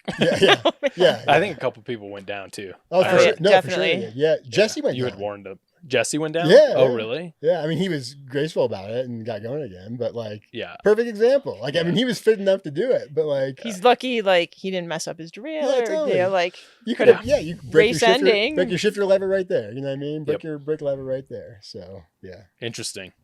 Are you that competitive? I don't know. It's different. I think it's more like I think you're more like I'm not that strategic, that's for sure. Social like racer. I definitely compare myself to other people more than I ought to. Like I think Matt's really good at focusing on like his own race and comparing himself to himself. So yeah, I can get caught up in it. I usually go way too fast out the gate and have to dial it back and watch a bunch of people pass me. Like I'm competitive, but I don't know that I'm smart about my competitiveness. I have a lot to learn still. Yeah. I've always wondered if there's like some tribal connections, like way back hunter-gatherer things with ego and males and females, and like males seem to have this like ego and they're constantly trying to like show off for the other person or whatever, or trying to like win in battle, right? Kind of thing. Totally. This is just I'm speaking generally, very generally here, but like my wife is like, why do you care? And I'm like, I don't know. Like, I'm not that good, but I want to be faster than that person, right? I don't know what it is, right? And I ran cross country and track, and I was like trying to always push, always, because it was like something in the ego or whatever. And I don't know if that's like gender or DNA program or testosterone. I think it's some of it's like biology. Some of it's like gamesmanship too. You like, you pass somebody and you like want to make sure you look like you're not tired. You know what I mean? Like, I'll like fall in someone's slipstream, and like catch my breath, like wipe my brows. You know what I mean? Don't look, and then like, when you pass them, just like gun it and like don't even like look back, don't even look tired. You know what I mean? Or you caught your breath, like, tell them, hey, you're doing good. And, exactly. Like not out of breath at all. Like, And that's just like, that's just like fun gamesmanship, Yeah. I think girls do that too. Yeah. Yeah. I'm And guilty, before I didn't definitely. mean gender, I meant biology. No. Biologically. Sure.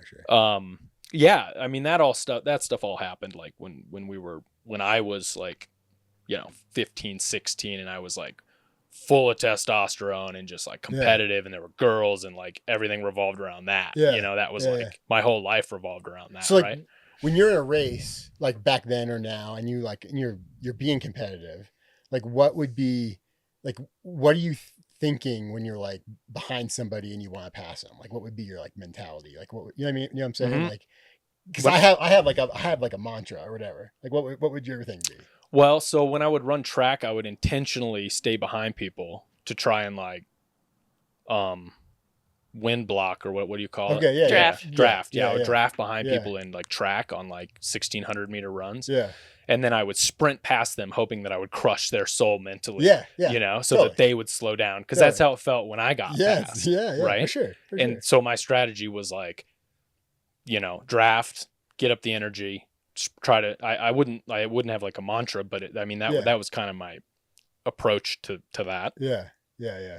I don't know why nobody taught me that. It was just some No, stupid thing as but a stupid young kid. I mean, I don't think it's stupid. I think it's like it's like cool. That's just like how competitiveness works. You know what I mean? That's just like that's just like the fire inside and stuff. You know what I mean? Yeah. Like I'm saying like it's important to control it and stuff. Like I'm explaining to you on these races, or else I'd be like flaming out or being depressed or whatever. Yeah. But like I think like it's just like stress is bad like chronically, right? You're just gonna break you down. But like short term stress is like that's what gets you going in the middle of the night when whatever your house is on fire or something. You know what I mean? Isn't it like good for you? Yeah.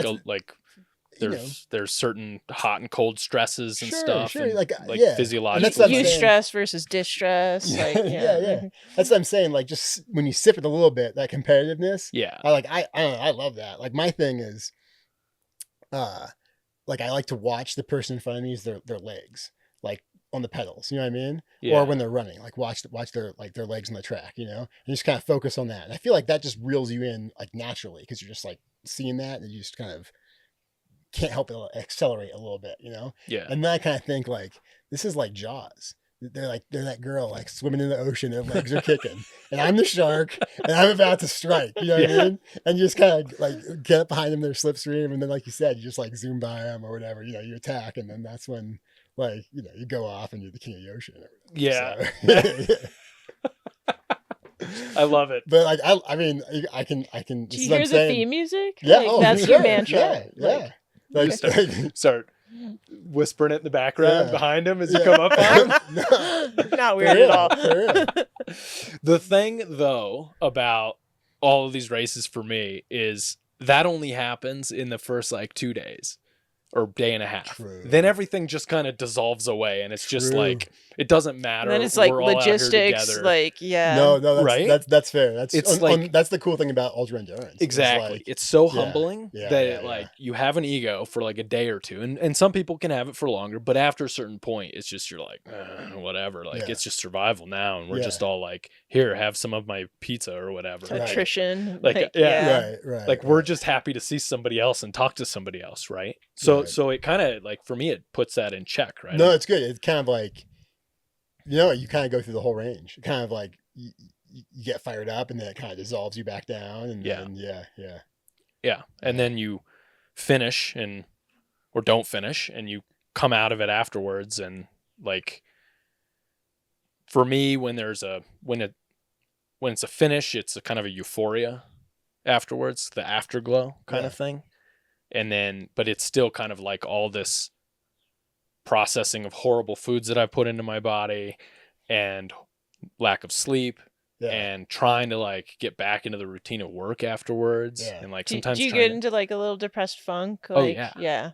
Yeah. like the afterglow is like like I'm on ecstasy for like 2 days. Yeah. Like I'm like I Floating. love everyone. Yeah. It's Work like, is so oh, easy. All Yeah. these problems, nothing Look compared at all to this what I food. just did. Like, I get water out of the tap. I don't have to drink out of this brown thing. there's no crust. Yeah. Yeah. But everything is amazing, Yeah. right? And then it's like Huh.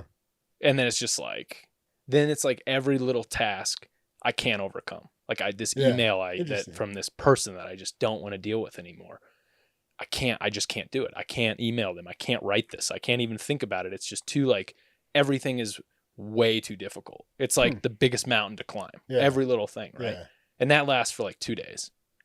And then it's back. Then like 5 or 6 days later, I'm like back to normal. Everything's like back to the middle. Right. I don't think I peak and valley that much. I think I kind of just like, No, you don't. yeah. You're good at work afterwards. Like you can go back in and kind of just As soon as stay he can level. feel his hands again. Yeah.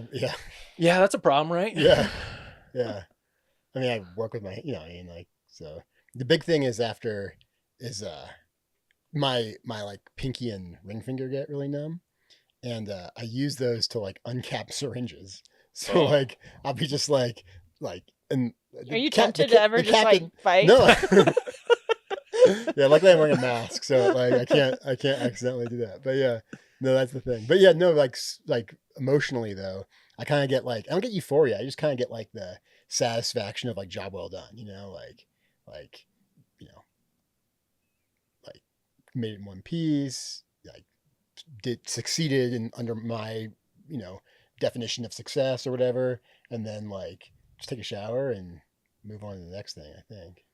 And during failures, well, it's I mean, I feel like I processed the CTR one pretty good. That's the only one I've like messed up on. Or, I'd say like both opinions and pine scratches for me. Like I didn't take them too hard. Like if anything, this last one was just super motivating.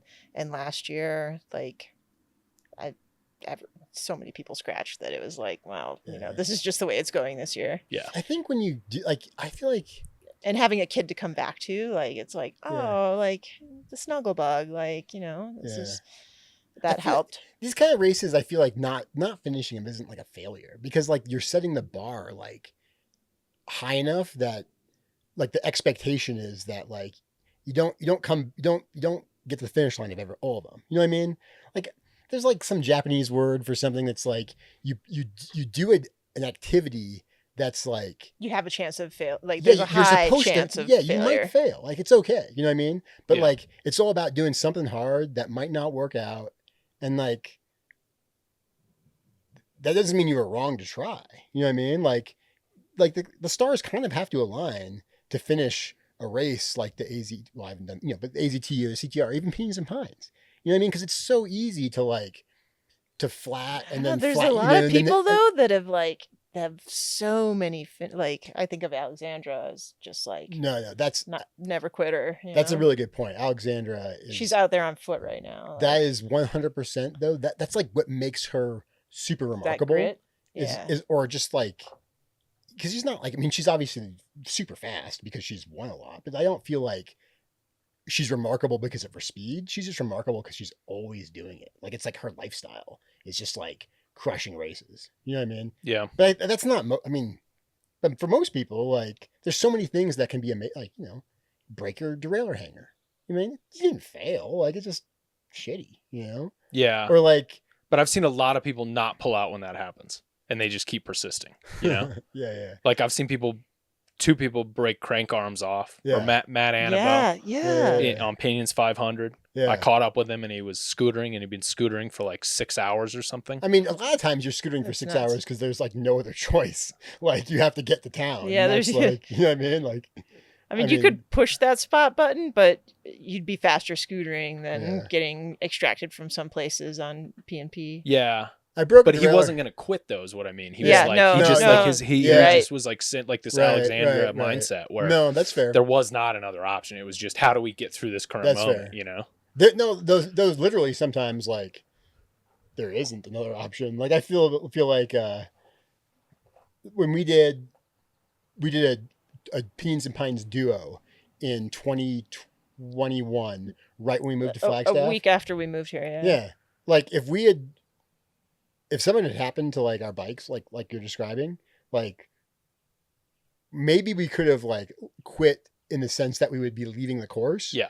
But like, there was no one to pick us up. We didn't know anybody. You know what I mean? Like we were going to be a team and we were going to like get back to flag on our own power, like no matter what. Yeah. We might have like left the course, but like we were still like, we weren't like, I don't know, quitting, I guess. But maybe, I guess it still is. I don't know. Yeah, when you're finishing maybe the I race, just technically. frame it differently. You know what I mean? Yeah. I broke a derailleur hanger once, leaving the start line of a cyclocross race, and I ran that whole damn course for an hour. You know what I mean? And I didn't get pulled off the course. I stayed fat. You know how cyclocross you get pulled off when people get like far enough ahead of you? Yeah. I didn't get pulled off. I finished the cyclocross race on foot and didn't get pulled off. And that's in the rules? Yeah.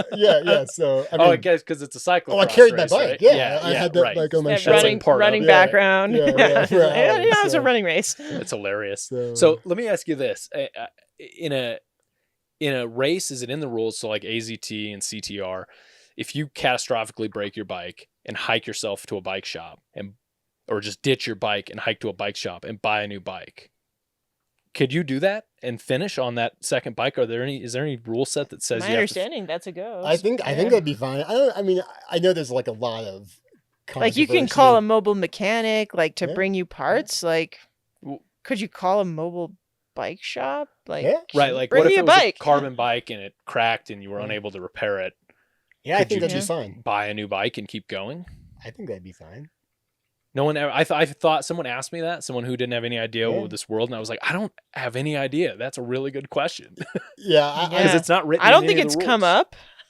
well, I mean, but it's written in the rules that you can like access a bike shop. At what point? But this is interesting though, because single speed, like it's understood that you start and finish Oh. on the same gear Right. ratio. Good point. So could you start and finish on So the same bike? what if you busted your cog and you need to replace it, but they only had a different size? Well, maybe that's Like, another disadvantage of single speed. Are you suddenly like in the geared category? You're like hemmed Because- in, yeah. Yeah. But, Right. Yeah. since- This is weird nuance, weird rules of our niche Yeah. sport. You know? But it's stuff people argue about. Wow. I'm sure. Yeah. Oh yeah. Like- No, there's some arguing going on. Yeah. Yeah. Yeah. Yeah. I mean, there are obviously a lot of rule arguments, and I'm not really into those. Like I whatever, teach their own. But I guess my philosophical question is that, like, since it's clear that you can replace your derailleur or your shifter or your grips, at what point, like, have you replaced so much that you're on a new bike anyway? You know what I mean? Yeah. So yeah, I think there's no problem. I would say green light to buying a new bike. Probably check with the race director. They'd be Yeah. like, you don't have a choice. Yeah. Because I knew a guy that You're a race director. What Yeah. would you say, like, if somebody bought bought a bike in Camp Verde at Walmart or Yeah, I guess I'd go back to like, was it fair? Could everyone else have done the same Yeah. thing? Yeah. Totally. And the answer there is yeah.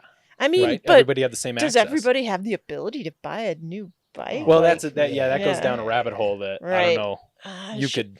I you mean, could Matt would extrapolate argue that like no race is ever fair unless like every competitor is like naked and like fending for themselves. Like, yeah, Right. Well, we all have different access abilities to Sure. yeah. Yeah. I mean, nutrition and totally. We're not all twins either. So Yeah. we all have different genetic like luck and things like that. We could you go know? deep down the rabbit Yeah. hole. yeah, of fairness. There's a Yeah. reason Right. I'm riding mountain bikes, not playing basketball. You know what I mean? Like, Yeah. I didn't get that lottery ticket, you know, so it's just the way it is. There was a Arizona trail race guy a few years ago. I think he cracked his hardtail titanium bike, and I think he got it welded at Flag Bike Rev. I think. We Maybe- might maybe have it'd called him a welder. Okay. may have been somewhere else, but he had it repaired in that Yeah. way, you know, because you Yeah. could do that with a tie bike, couldn't do it with a carbon bike, right? So it got me thinking about that, you know. But I guess you just call the race director, ask him if it's Yeah. okay, right? If you're wanting to like Yeah. be not asterisked Yeah. Right. at the Ah, race. man, So. you're making ultra running more appealing. It's just like less crazy nuance. Do either of you do that now? Like any ultras? No. I'm curious, but Yeah? no. I've done trail marathons a long time ago. I'm not a runner. I was never very good at it. Yeah. Yeah. Yeah, it's a whole different thing. It is nice and simple. Trail running. Yeah.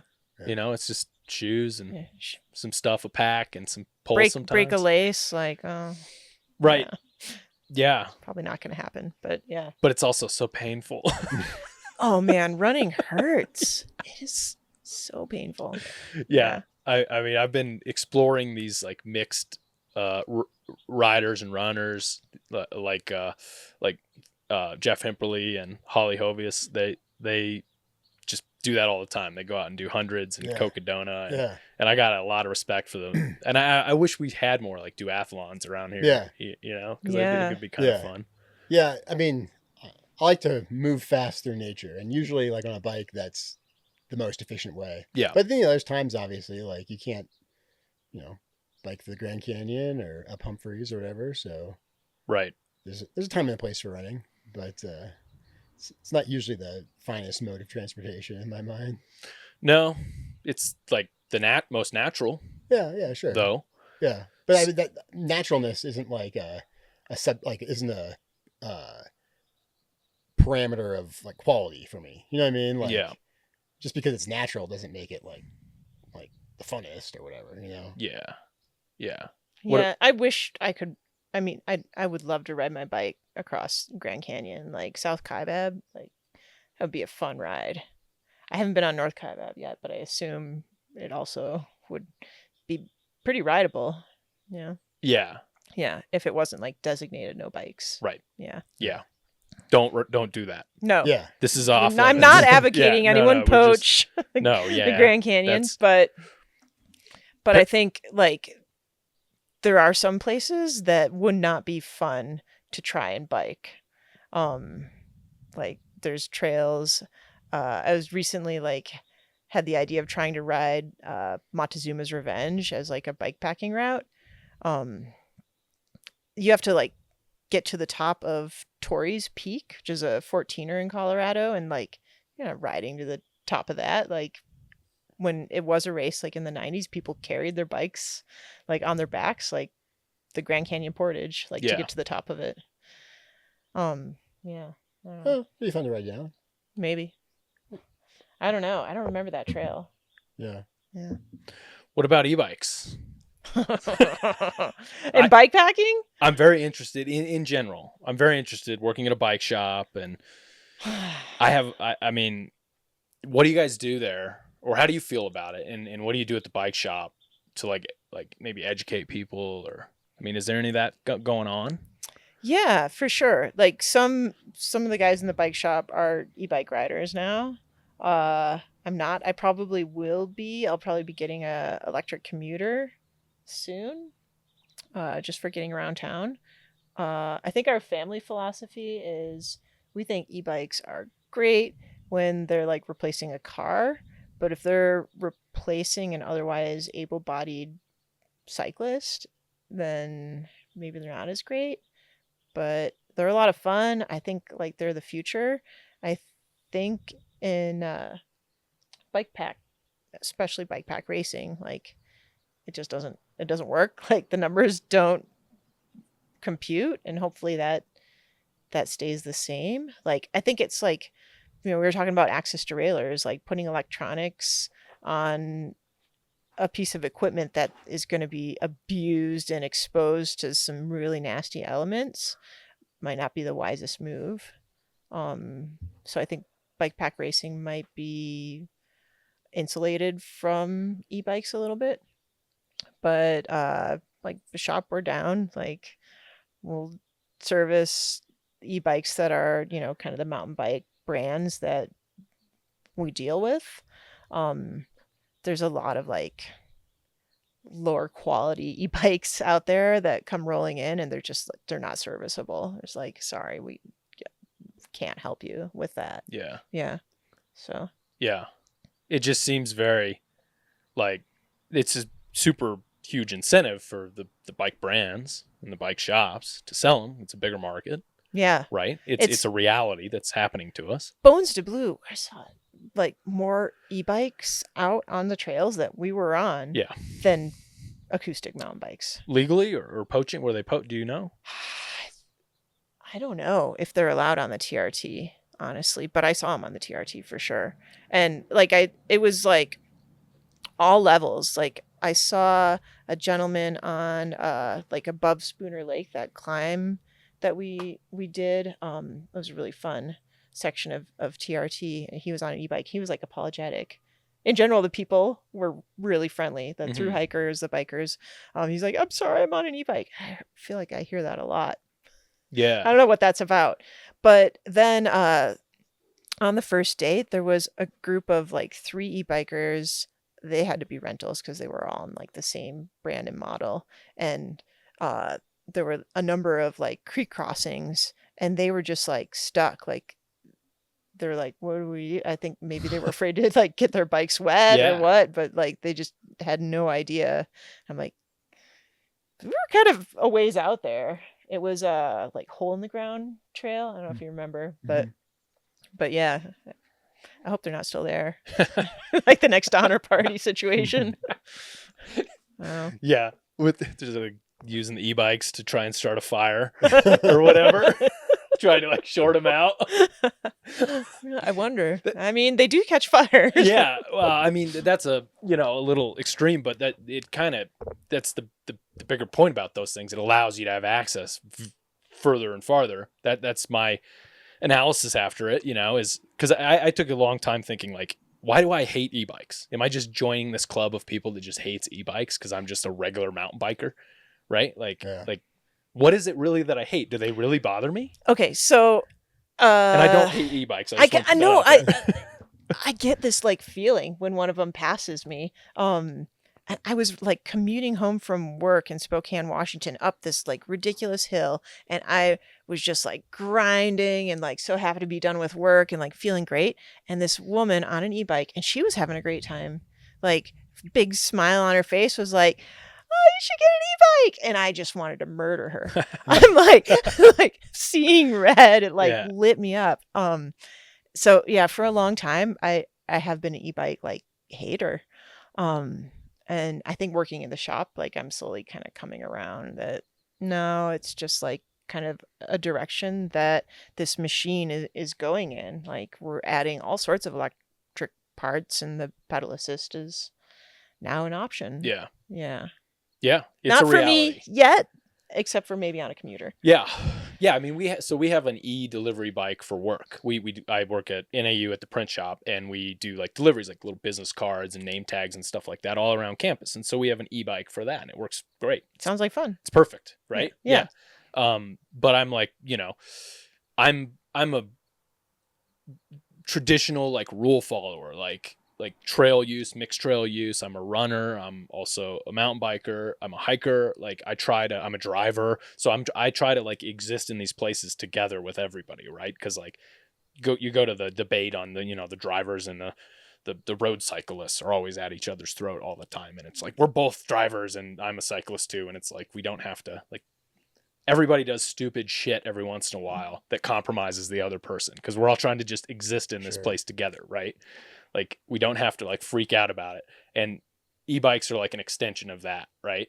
I think the real problem is, and there's a guy, the Big Brain Party. He's like an extension of Hardtail Party. I just watched a video on this, and he was in Sedona, and he's like a U.S. Forest Service communication liaison. I think he's like a volunteer for it. Yeah. And he's disabled, and he's got like a neurological condition that if he rides for, I don't know exactly what it is, but if he rides a regular bike for like 4 hours, he's like completely physically wiped out for like the next 3 days. But if he rides an e-bike, he's not as physically wiped out the next few days. But he's always on, he lives in Sedona, and he's talking about trail system in Sedona, because that seems to be where it's the worst. It appears bad, but Sedona worse how? Like, because the conflict, you mean? The most amount of poaching with e-bikes. It's like e-bikes aren't allowed on any trail in Sedona other than like Bell Rock Pathway, right?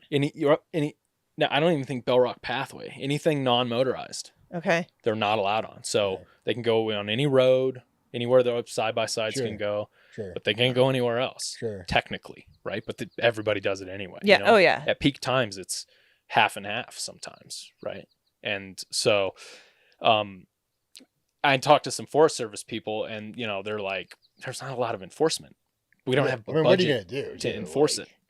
Yeah. Right, Ticket people? Like, what are you going to do? Like chase them down on an e-bike? Like, you got to catch them, for one. Right. Yeah. So what is first of all, like, if this was a major problem, people were dying or the trails were getting completely wrecked or whatever, they would have funding and prioritization that would start to solve that problem. It would be the squeaky wheel. Right. It's obviously not like a top priority for them. They're just kind of like, it's going to kind of work its way out. That's Right. Yeah. that's the vibe I get from like the Yeah. government arm of things. Right. Is they're just like, it's Yeah. not the top of the list. You know, we have all these other things that like we have to deal with, right?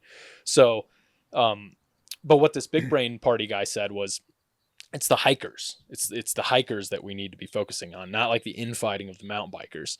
Not like you and your friend trying to like debate over whether or not this is like exactly what we're doing right now, or we're not really debating. I think we're on the same page, but he's saying the hikers are the ones that are advocating for when the e-bikers are poaching the trails, it's pissing the hikers off enough that they're advocating to the Forest Service to like close these trails off completely. To bikes. To everything. I think they're everything just mechanized. pissed off about more Yeah. bikes on the trail, because I honestly, if you're not a mountain biker, it is hard to tell the difference between like an e-bike and like a enduro mountain bike. Like Yeah. they're both big and coming at you fast. Yeah. Good point. Yeah. And I mean, I get it. Sedona is crowded. Like Yeah. I feel like there should be probably more hiking only trails and more biking only trails. And I think e-bikes should probably be allowed on trails in Sedona, like for like that guy. But what Dylan's saying though is like e-bikes, the like I don't care about e-bikes, whatever. But if the existence of e-bikes is threatening like all bikes, then I'm concerned about it. I'm not worried about that in Sedona. Because, you know, like I want to, like Sedona's the best place to ride, you know. Yeah, that's what this guy's argument is. Yeah. And he said that in Moab, a whole bunch of trails did get shut down, apparently. Huh. I don't know which ones. Yeah. And they got reverted in it because if we like look back at the Wilderness Act, I think in whatever the 60s or whatever, when they identified all the areas that were wilderness only and non-mechanized, that was like that was like when regular mountain bikes started like coming onto the scene and like making hikers angry who had like generational trails, you know, that they'd been hiking with their families. And now they got these like stupid bikers ripping out here with their mountain bikes making trouble. Right. I feel like we're going through another iteration of that with e-bikes a little bit. You know? No, I think you're totally right. Like, and again, that would be like my biggest fear would be like if e-bike access starts threatening all bike access, you know. And is that just? But I guess the counterpoint would be like maybe e-bikes bring in so many more people that, and I think this may be already be happening, that like the cycling community is larger than the hiking community. You know what I mean? I'd say COVID has brought in more just outdoor enthusiasts than e-bikes. Like, yeah, e-bikes might be bringing in more people who wouldn't be mountain bike, but like not if you're not already a mountain biker of some degree, you're not going to go ride Highline on your e-bike rental. Like, yeah, I think there's just more people outside, like in our post-COVID era, and that might fizzle at a certain point. I don't think e-bikes are going to ruin biking. It definitely final answer. Well, I'm not saying that e-bikes are. I'm saying that hikers are ruining biking if they're the ones who are like, you know, petitioning for no bikes allowed, you know?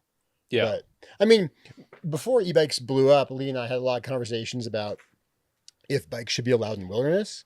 And I was always like really conflicted about that because you were talking about the Wilderness Act and mechanized and things like that. And the things that are and aren't allowed in wilderness, it seems pretty arbitrary. Like hang gliders aren't mechanized. Like there's no gears or pulleys, but they're not allowed in the wilderness, you know? Neither is base jumping. Skiing isn't really mechanized, but there's no problem skiing in wilderness, especially even with modern, you know, ski gear. I'm not saying that these things should or shouldn't be allowed there. I'm just saying that the definition of mechanization, it seems kind of arbitrary. Yeah. And the thought of being able to like legally mountain bike through some of like the wilderness that we have, like, I mean, it'd be amazing. And, you know, like I grew up in Helena, Montana, and there's wilderness that goes from like the north side of Helena all the way to like the Canadian border. Like, talk about an epic ride, you know? But at the same time, I understand, I get like the conservation angle too. With e-bikes on the scene though, it's just like, man, I think that the case for allowing mountain bikes in more areas is getting like harder and harder to make because of the whole like further and farther thing you were saying in the beginning, where it's like, maybe it's not that big of a deal to have a whole bunch of e-bikes on like Mount Eldon trails, but like, what about when they just like start showing up in the middle of nowhere, like Babbitt Ranch on the AZT, like then it's like, where can you go to get like some peace and quiet or like some like communing with nature? And, Alaska. Yeah. What I mean? But we don't want it to come to that really, you want to have like, I mean, I would love to be able to mountain bike everywhere, but at the same time, like you want to be able to have a place for, that you can access that isn't like a bro down or amusement trails, Yep. where it's just like some rough cut stuff in the middle of nowhere that you can get to just kind of to commune with nature or whatever. Yeah. So, I mean, I don't know the answer to it. I'm not getting an e-bike anytime soon. The whole reason we're here is like, we like doing hard stuff, Yeah. So It is. it seems like antithetical to Counterintuitive. like my definition of biking. Yeah. And to your point, I mean, I was a little, at the beginning of it, I was like, I feel like I spent the time earning being able to get out to this spot. Yeah. Whether it's on foot or Sure. on a bike, right? The bike just made it faster, right?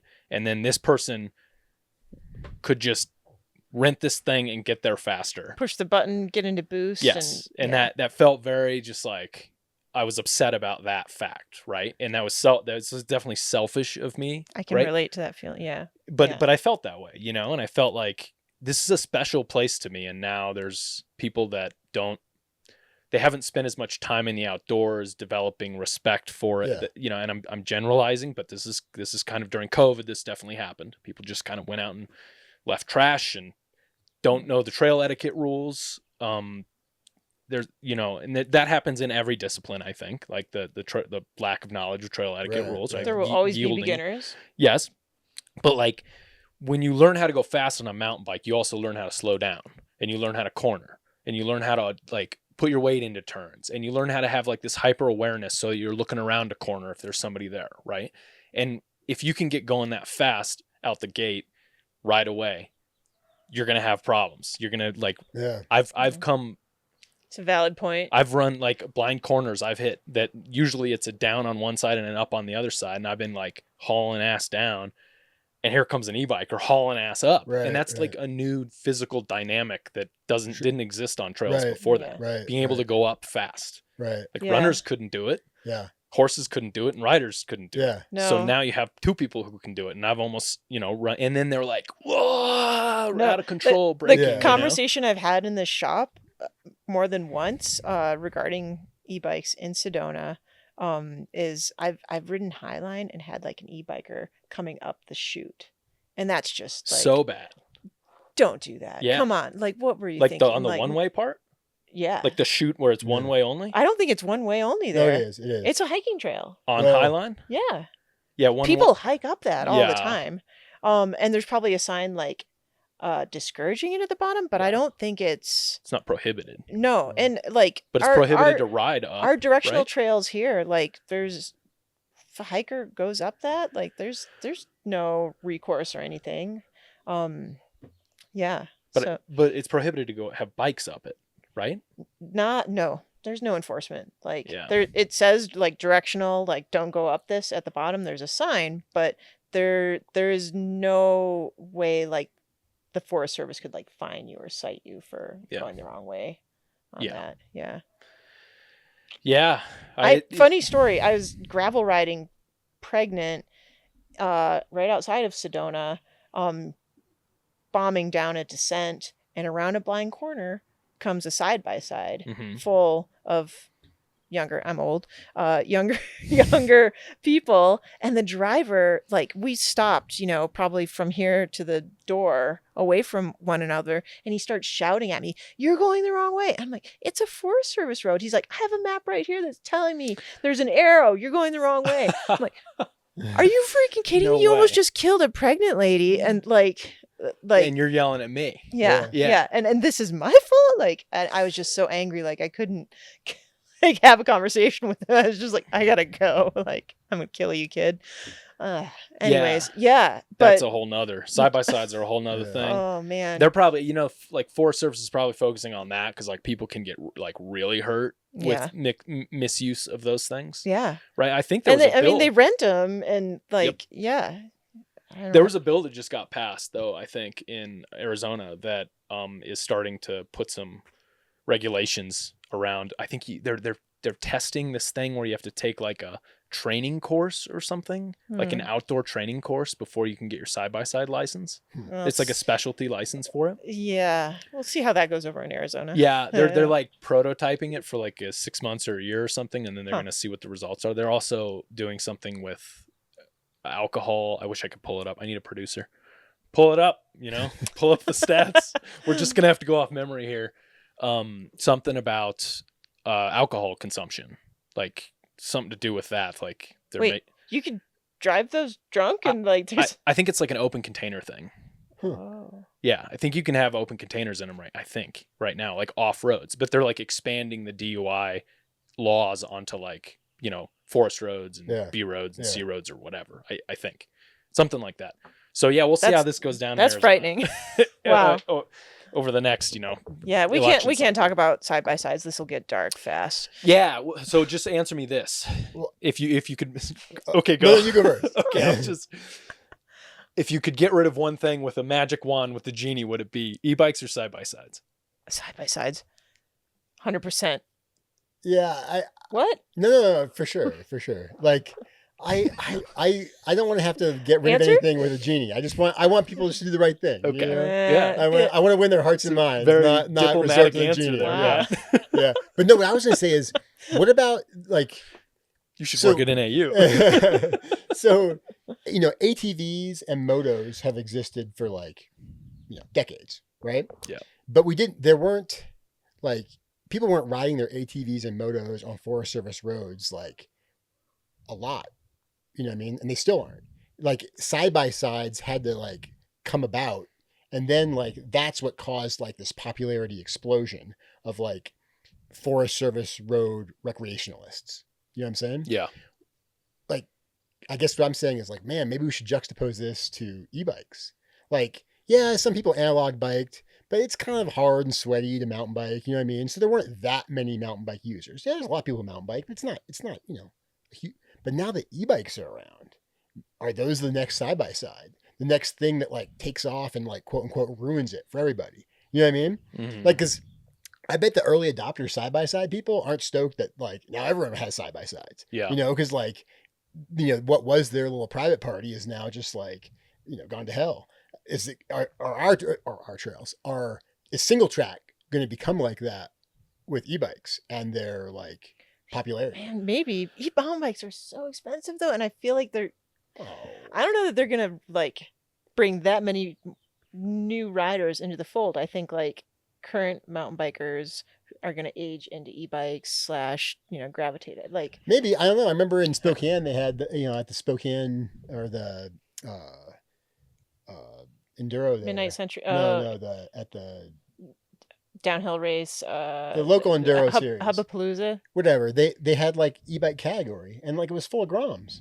You're right. So you're right. So I mean, I could envision getting an e-bike. I got passed by a Grom at the bottom of Zipper, and then like the trail got technical, and instantly I was like, "Can I get around you, kid? Like, it's not pedaling anymore." I was so annoyed. Yeah. So yeah. I mean, the verdict's out on e-bikes. I don't have a thing, but my that's my like little like concern thing of the day is like maybe they'll be the thing that just like blows up in popularity and kind of like ruins it for everyone or whatever because it gets just so overcrowded. Yeah. Well, so the original side-by-sides were like those utility rhino things. Oh, for sure. Yeah. Right? That just went like... with like no suspension, yeah, and super they just slow, like puttered around the farm and and they were like utility vehicle. Right, and then Suzuki made like the Razors, Right. I think it's Suzuki, that are like the fast race Sure. 4-seaters. Yeah, well, they were Yeah. two-seater. There were two-seaters before. Yeah. And now they're 4-seaters. Were Now they're quads like 4-seaters with- predecessors to the side by sides? Like, 'cause, Yeah. I mean, it's not like they're entirely new. I feel like there was an evolution. Well, before Yeah. before like the 4-wheeler quad, there was like the 3-wheeler quad that got banned. Death 'cause So- machines. They rolled too Yeah. easy. You Yeah. know, Yeah, like yeah. I every remember once in a while those. you see one of those like from the 80s. You Yeah. know, so I the- live, yeah. so there's been like motorized Forest Service road transport forever. It's just like it took like the Razor formula to like really make it popular. Yeah. You know what I mean? Just like it took the iPhone or whatever to really make it popular. You know? It's Yeah. like- It's also like it became a group thing. Now that you can have 4 people, you can Yeah, have a fair. family or a group of people, and then Sure. that clubs developed. And Sure. the other thing too that's like an X factor in this is the amount of money that it takes to have all that stuff. Do you think you think e-bikes are expensive? Like the side by sides plus the trailer plus the RV plus the truck, right. all But you can rent them. you can rent them, but those You are can rent all e-bikes too. leased. All that stuff is leased Well, for most people, right? Oh, I Like, didn't know that. Well, I mean, They're not buying it outright, This is right? America. We don't buy anything Right, outright. right, You know so- what I mean? I thought it was Like, just like Put it credit on card. credit. You know? Exactly. And so because credit is so easy to come by over the last 20 years or Yeah, whatever, I think that's yeah. also like allowed people to just buy this stuff freely and have it. And then look how much over the weekend here in Flagstaff, you look around and it's Yeah. just like all trailers and side by So sides. what you're saying is we really need a recession so we can finally get some peace and quiet. Well, I thought we were going to have that, right? And it didn't really Yeah, happen. yeah. It just kind of got worse with COVID. Yeah. Like people just started like borrowing more money for more stuff. Right. It's insane how much money people borrow, you know, and and it's like for these toys, Yeah. I mean, hundreds of thousands of dollars for these entire setups, you Yeah. know, and they're everywhere. So I don't understand the math on like, where's all this money coming from, Yeah. you know, and there's a real problem there and a rabbit hole to go down with like credit and ability to and banks checking you and, Yeah. you know, getting Yeah. people in too deep on stuff Yeah. like this. But No, I mean, if you really go into that, then it's like trail runs starting to look pretty nice. Yeah. You know, like it's like Yeah. simplify, man. You know, that's what I'm like, saying. Like Yeah. like a 1-up rack and a $10,000 e-bike. It hurts that's like too much. I'll nothing. just ride a single speed. Yeah. Just get single speed, man. Trail run. Yep, that's where I'm at. Yeah. All right, let's take a little break. Quick break. Did you go to any of I you? remember you. Yeah. Did you mention Lee Bourne? Yeah. Oh, okay. You know 'cause- him? Well, no, but like, I mean, we hear his voice. Yeah, he's like a legend yeah. around Yeah. When we here. first moved to Flag, he got We brought curse up. him sometimes. Okay, because of the weathers. Yeah, like, damn it, Lee. Tell me about this. I never curse Lee. He's my hero. Yeah, not like He's that. always been my hero. He's like. I'd like to meet him. Yeah, he'd be like, let's go snowboarding. And it'd be like a powder day because we'd work 3 p.m. and 10 p.m. newscasts. And so we wouldn't have to go to work till like, I don't know, 1 o'clock or something. Nice. So we'd have season passes and just go hit like the best days in the Yeah. middle do, of the do you week. ski or snowboard? I used to snowboard. Yeah. Yeah. And haven't in a long time Yeah. because it's just like, it was so good for so long there. And now it's really expensive Yeah. and it's only on the weekends and it's just the Yeah. incentive isn't there. I want to go to a big mountain if I'm going to go somewhere, Yeah. you know? Backcountry? Backcountry. Yeah. Up here. Yeah. Anywhere. Yeah. I did the backcountry twice up here. Yeah. And it was like I was transported into another dimension. Yeah. It wasn't like I was in Flagstaff. Yeah. Yeah. It was incredible. Yeah. Or even like the slack country outside of Snow Bowl isn't bad if you want to like lift up if you don't have a split board and Yeah. some good stashes. Really? Oh yeah. You guys will have to show me the ropes one of these days. I don't know a whole lot of the. Yeah. I just know some of the backcountry here. It's great. You both ski? Interbasin's cool. Yeah. Like for where it is and how accessible it is and for how much snowball sucks, Interbasin is like that on the good end of the spectrum. Like it's dope. So are you saying And I'm talking about coming from Colorado and Montana. Like Interbasin is sick. So that's like up there with the. Well, it's just like Best? I mean, but in terms of like all the things about it, like accessibility. It checks the boxes. I'd say the snow quality can very tremendously. yeah. Yeah. Oh yeah. But Yeah. that's because that's But it's very stable. Like Yeah. avalanche danger compared to like Intermountain Colorado is like, man, it skis like the Northwest where it's like very sun affected. and, always yeah. sort of warm and sort of wet because it always is here. like temperature, it's always like in the winter, it's probably hitting 40 degrees there half the time, so it's always setting up fast. Our storms usually come in like right side up, lots of moisture, big storm, then nothing for a while. But as long as it's still kind of like, not getting crazy temperature gradients, not being super cold, the snow stays pretty stable, I feel like. And Do you cycle year round, or do you take winter off at all? Or I've just been cycling year round. Yeah. I mean, it's the do it main here. thing that's happened to us too here is like, because you can cycle year round. Yeah. Like, because Sedona is like one of the greatest places on earth for biking. And it turns out you can ride there all year long.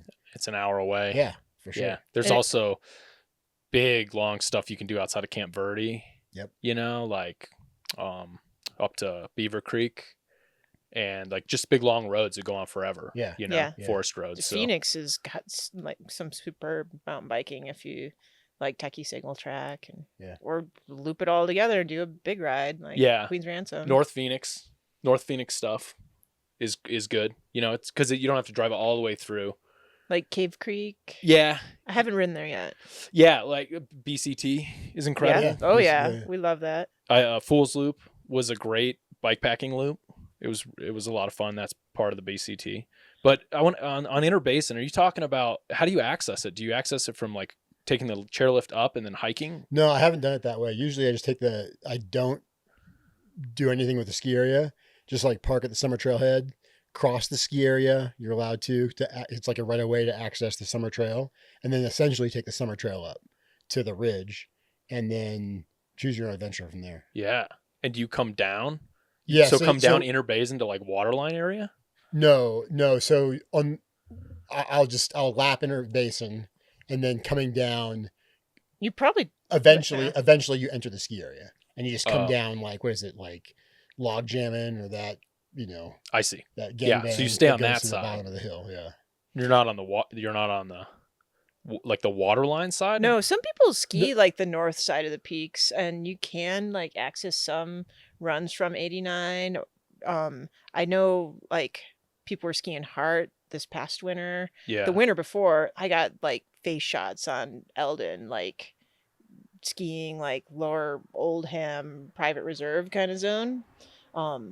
So like depending on how much coverage there is, there's a lot to ski.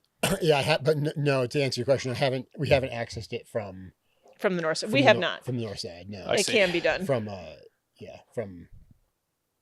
what's the name of the basin? Interbasin. Or the parking lot. Lockett Meadow. Lockett Meadow, thank you. Yeah, we haven't accessed it from Lockett Meadow. Right. Yeah. I've been riding up there lately. Yeah. And I didn't know you could ride your bike all the way up to like Interbasin. Yeah. There's a wilderness cutoff area. Yeah, there's like that water, there's a well or something. Mm-hmm. And that's like the end of the non-wilderness. Correct. And it's like this weird little spit of land that is non-wilderness. My shakedown for the CTR 3 years ago, whenever I did it last, when we were living here, I rode up Eldon Lookout Road, and this was like the tail end of monsoons, and it was when like Eldon Lookout Road was washed out. Shut down. Yeah. Like cars were driving up that morning, and they weren't that evening. It was just like massive rock slides. So I left here like late afternoon, like the storm had like finished, and I was like, holy crap, like what happened? Anyways, went up and over, like down Little Bear, climbed back up to like Waterline, all the way into Interbasin, hit the wilderness, parked, camped, put my running shoes on, hiked to the summit of Humphreys, came back down like the north side on this like stupid, like it looked like a trail on like whatever satellite I pulled up, but it was not. I was like sending like scree rock, like fall down, like I was nervous I was going to tumble down the mountain, but like came back down, got to my bike. I like summited at like 9 a.m. could see the clouds like starting to come back in. It was like a big monsoon year that year. Yeah. Proper monsoon. Got on my bike, like rode around, and was like down most of the Snowball AZT single track when it was like starting to sound like a bowling alley, like the thunder rumbles.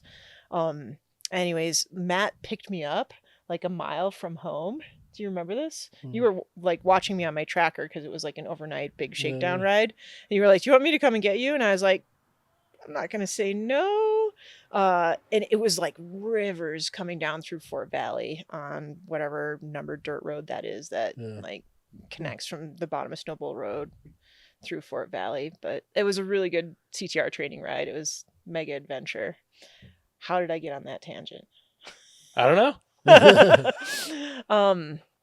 Yeah, north, accessing the inner basin from the north, I guess. Yeah. Like you can definitely like get up to the summit of Humphreys from that side. Yeah. It's just it was I was surprised it had taken me that long to get up all the way up in there. Like I've been here for 20 years and I'd never been all the way up to the top, and I was like, this is incredible up here. Up at the very top of Waterline. That was our first 6 months here. That ride. Really? Yeah. And I saw a bobcat that night. Nice.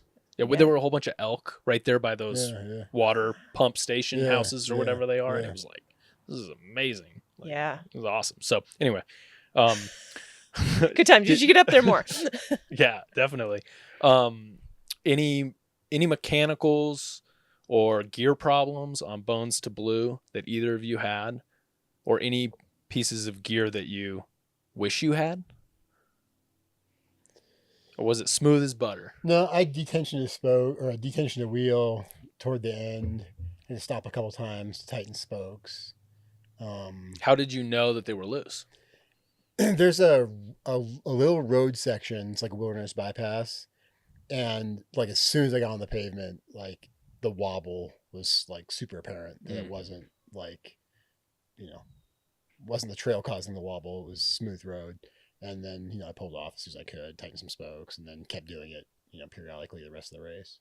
This is probably like all in the last 60 miles. So smooth sailing till then. And it wasn't even that big of a deal.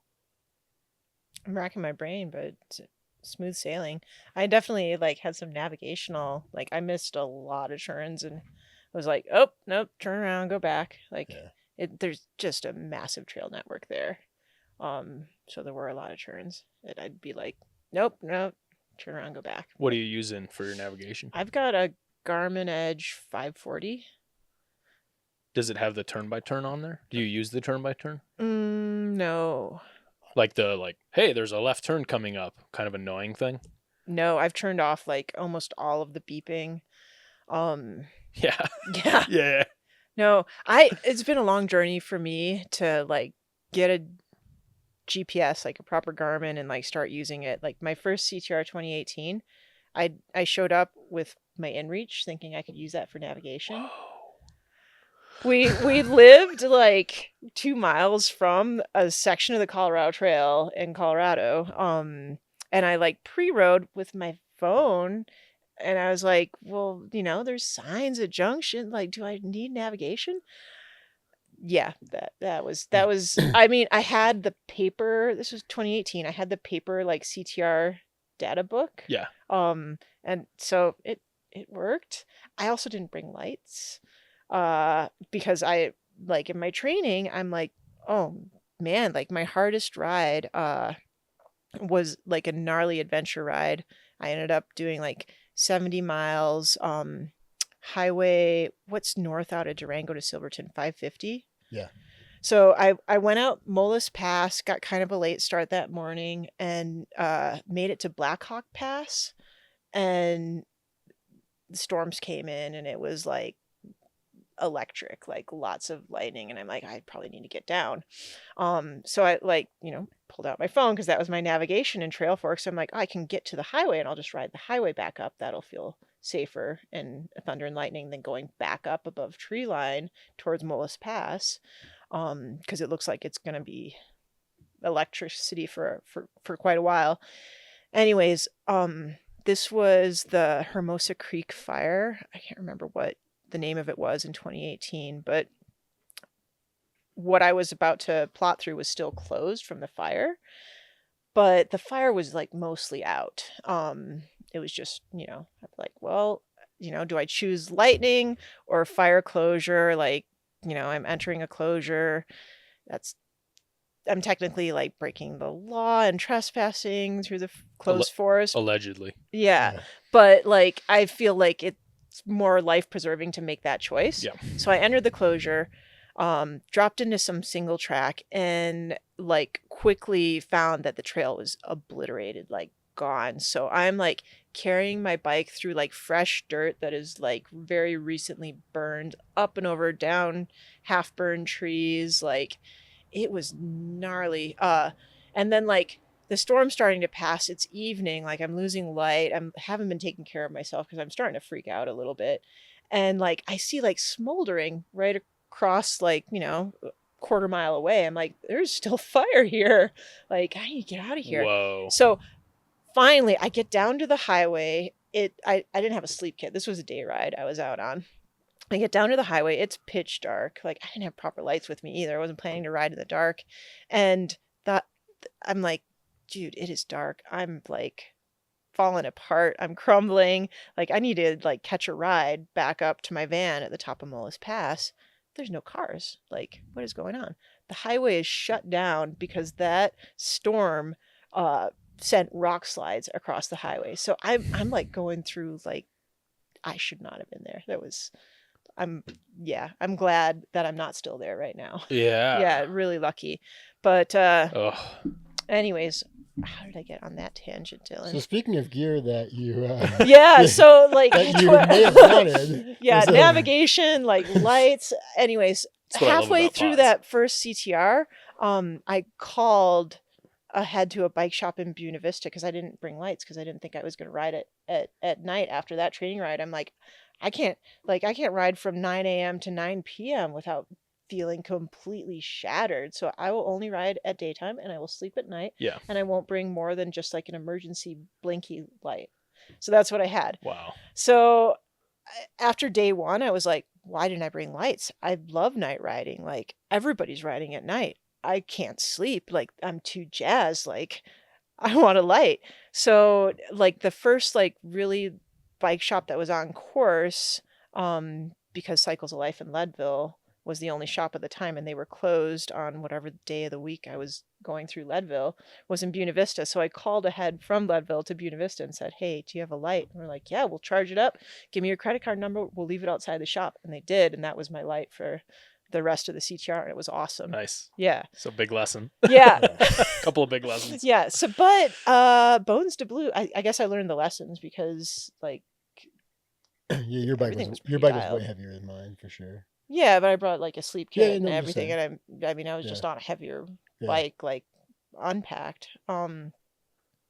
Yeah. Yeah, on this mysterious Tranquillo. On the GNT Tranquillo. Any like wildlife stuff? I saw a bear my first night. Cool. Yeah. They're pretty thick in that area, right? Yeah, but everyone like racers that I saw after that, I'm like, yeah, did you see the bear right by like wherever it was just before Watson Lake? They were like, you saw a bear? What? No. Anyways, lots of frogs, toads. There were toads like on the trail, like trying to get them like kamikaze toads. Nice. Yeah. They were like coming at you. Like, I mean, like my tire was coming at them, and I felt I was like trying to jump the toad, so I hope I didn't squish any. Yeah. Anything for you? I saw a bear about 5 minutes from the finish line. Oh, okay. Yeah, and that was it. Going through somebody's trash can. No, basically going in like someone's backyard. Basically, yeah. You know, didn't see anything in the whole time. Like, right. All the big mountain stuff, but there was a bear. Like he climbed a tree, got out of the way. Yeah. Little guy. That's it. The bear like trash system there, like they have like houses for their trash cans. Mm-hmm. Like some of those nicer houses. It took me a while to figure out. I'm like, what is with like, is this for the mail? Like, this is some weird HOA. Elaborate like bear prevention. Yeah, stuff, very. Yeah, they don't have that here. It's like they have it in Pine Top though, over in Sholo area. There's like bear problems going through the trash. They have Prescott too, there. right? I think. Yeah, it's like what I don't know why we don't have bears. I wish. Here. Yeah, we do. We do, but I've seen bears here, but they're not as invasive, I guess, in town. Is the thing. Not yet. Yeah, it's just never really been a problem. I've just always been kind of surprised by that, you know. Yeah. But well, that sounds pretty good. Like both went off, really no mechanicals other than it was great. It was the good wheel good set. Ride. Yeah, you're right. Yeah. Anything you would have left behind? You know, I mean, Totally. But like everything, like I would have left behind my spare tube, Yeah, you know, I don't know if all that the- counts. yeah. Yeah. So yeah, I mean, that's like always a good question. That's always like a thing I'm always debating, like how much like safety stuff to bring or how much tools to bring. Mm-hmm. I don't have the answer, you know? Yeah. But yeah, I mean, I'm kind of in this spot right now where I'm like always bringing like a minimal bivy as a just in case, even though I've like yet to use it, you know? Yeah. I don't know what your thoughts are on that. I feel like I can't become someone else's problem, like by getting stranded, hurt, you know, doing something dumb when I'm just out here like doing a bike ride. You know what I mean? So Yeah. I'm trying to always like have enough so I don't, you know. You don't want to be on the news for that. Yeah, exactly. It's embarrassing. Yeah. I would be embarrassed. No, totally. You Yeah, know? for And sure. so and I grew up, my dad, I mean, you could call him a prepper. Sorry, Dad, you're kind of a prepper. Yeah. But He probably like, takes it like with pride. very serious. Yeah. We lived near the border, the Mexican border. Yeah. And like, we would go out hunting and we would have water, tons Yeah. of water Yeah. and weapons. That was just like what we brought. Cause like Right. you never knew what was going to happen in the Sure. desert. You just Sure. thought you were going out hunting. Right. Even to this day, he just like everywhere he goes, he makes sure everything is like dialed. He overpacks. Yeah. When he comes up to my house, he's got like all of his tools, like, cause you never know what project we're going to work on or whatever, you know? So Yeah. he's like, Yeah. so I grew up in this idea of like over preparedness. Right. Yeah. And so, and we backpacked when I was young and Totally. it translated to that. Yeah. Right. So his pack was 65 pounds or Wow. something, you know, ridiculous. Like, uh-huh. and he would bring like the best meal for the first night. It was like, Oh, he would make like yeah. full real spaghetti. It's like and leftovers, everything. like for the first night, Yeah. like the best real food. Yeah. But he would always be like prepared so that we could self-extract if there was ever a problem. Yeah. Right. And this was Yeah. like pre-spot tracker and Totally. pre-access to, you know, easy bailouts, I guess. And he, you know, the time before cell phones that did exist for Yeah. us, Yeah. you know, and, so you always thought about that. So I was brought up that way. And so I actually had to like edit my bikepacking kit way down to get Right. it from like that mindset down to what do I actually need? And then where am I going to not bend on like Yeah. a sleep kit? Right. Yeah. And I've done a couple of like no sleep kits, but it took a lot. The sleep kit gives me an insurance policy. Yeah. even No, though I'm totally. not going to use And it. that's kind of where I'm at. I'm like, I won't bend, or like, I always want to make sure I have like something dry and something warm, like no matter what. Yeah. Like, Right. And then after that, like, I don't know. I mean, I don't bring a sleep kit. I just bring, you know, like a trash bag or whatever, like something minimal, but like, that's sort of like the two things, dry and warm. You got to have something for that. Yeah. Yeah. I mean, for me, it's a I feel sleeping like bag. sometimes dry is not possible. Well, no, but I mean, right. Which is why you want to have something to like, at least like, You mean Dry. dry or warm. or get you halfway there. Something Yeah. that can Speaking be wet of dry and and warm. warm, California bathrooms, primo. Oh yeah. Oh yeah, so many. Shout out California Shout bathrooms. out. I'm gonna have to. I'm- I'm gonna have to argue you a little bit here because if you could get into them, Oh, so like, I probably stopped more than you did. I definitely stopped more than you did. But so many of like the gas stations or resupplies no, sorry. are like, nope, no bathroom, nope, sorry, no, you're not getting in there. Oh, No, You sorry. go pee outside. No, it's not for you. yeah. Right. The Yeah. public California bathrooms. Yeah, the taxpayer bathrooms. They were few and far between, but Those were that nice. Spooner Lake bathroom, Yeah, that was nice. we were talking about this is Spooner Lake is a lake on course, and there's And there was a bazillion lakes to jump in to like lots of water. refresh. Yeah. Very different than here. Plenty of water. Water Yeah. was never an issue. You could the guy that Paul Conley guy Yeah. was carrying like 2 bottles. You know what I mean? Dang. Like nothing, you know? Yeah. So anyway. I don't even comprehend. no, yeah. Like it doesn't even compute. Speaking of things that I didn't bring. Two like, big bottles. Yeah. You Yeah. didn't need to bring. Yeah. I always have like the under like the bottom bracket kind of under Under your down top tube. tube cage. Yeah. When I'm riding around here, you can put a liter Nalgene in it, you know, with a big, and I didn't bring that for this ride. I'm glad I didn't because it was like, you don't need that kind of water here or Right. there. But yeah, it's the bathrooms in Cali were awesome. Like crazy. All of them I would have loved to sleep in. The time we did, Pinions and Pines as a duo, it was rainy year. We camped right right outside like Fossil Creek where you're allowed to camp, Yeah. And then the next day in the rain, We didn't camp. We we stopped. we for- periodically stopped, set an up camp, and then hour. got rained on. Yeah. Got up again, stop again. we Got didn't rained bring on. shelter. We had like We had a blanket. we had a blanket. That's not shelter. We had Yeah. a blanket to share between the two of us. We did not have a tent. So it started to rain, and we were like, "Okay, I guess we're going now." Yeah. We were like, "It's Arizona. It's not going to rain. There's 20% chance of rain." We're coming from Washington, where 20% chance of rain means it's not going to rain. Yeah. Yeah. Which year was this? You said 21. 21. Yeah. But anyway, we stopped we got into like the Fossil Creek zone, which is full of bathrooms because that place is so popular. And we split, like we sat out the Hunkered rain down. in one of the Fossil Creek porta potties and enjoyed cold McDonald's McDoubles and For chicken breakfast. It nuggets. was such a good breakfast. Yeah. Wow. Yeah. It was like one of the so romantic. yeah, one of our relationship highlights there. Yeah. I think there were also chocolate covered donuts involved. Oh, it might have been. Yeah. Might have been. That's when you The- really like the donuts. Married the right guy. Yeah. know Like, you're rooting yeah. for it This forever. is like, right? yeah, just like the vision of romance. Right. Yeah. Like Yeah. that congealed American cheese. It's like plastic. It's probably plastic. Yeah. That's Good great. times. Well, the one tool that I'm bringing that reminds me of you is chain pliers, Oh, yeah. Yeah. quick link pliers. Oh, Do yeah. you remember that? Oh, yeah. You saved Yeah. my ass on that. They on weren't that they, AES they weren't race. proper chain pliers, but it worked. It worked. Yeah. Pliers. I didn't have any kind of pliers on that. Yeah. Yeah, that was the Aspen asphyxiation a Right. couple years ago. Yeah, on like secret chair right below something. I don't know. But isn't there like a trick you can do with a shoestring? I work at a bike shop. I should know this trick. Yeah, but- leverage, like, Yeah. the old westerns where the guy would break out of prison by putting like a some like rope or something around the bars and No. like twist it with a rope and Really? pull the bars in. Mhm. You know, Know like that. the old like Yeah, John yeah. Wayne Western style Yeah, stuff. yeah. Same theory, right? You like put a string through the Yeah. links and then you create tension somehow. So you'll Right. like twist the tension and it'll pull the two links together is the idea. Right. But I couldn't find anything to like get through the links that was thin enough, that was Mhm. strong enough that could Right. get through the link, like a piece of wire or something Right. like that, right? Right. On that particular one. Hey. So, but I got those wolf tooth. Yeah. The wolf tooth Pliers. pliers, they're You've nice. got They're like, some of those, right? yeah, I usually bring those.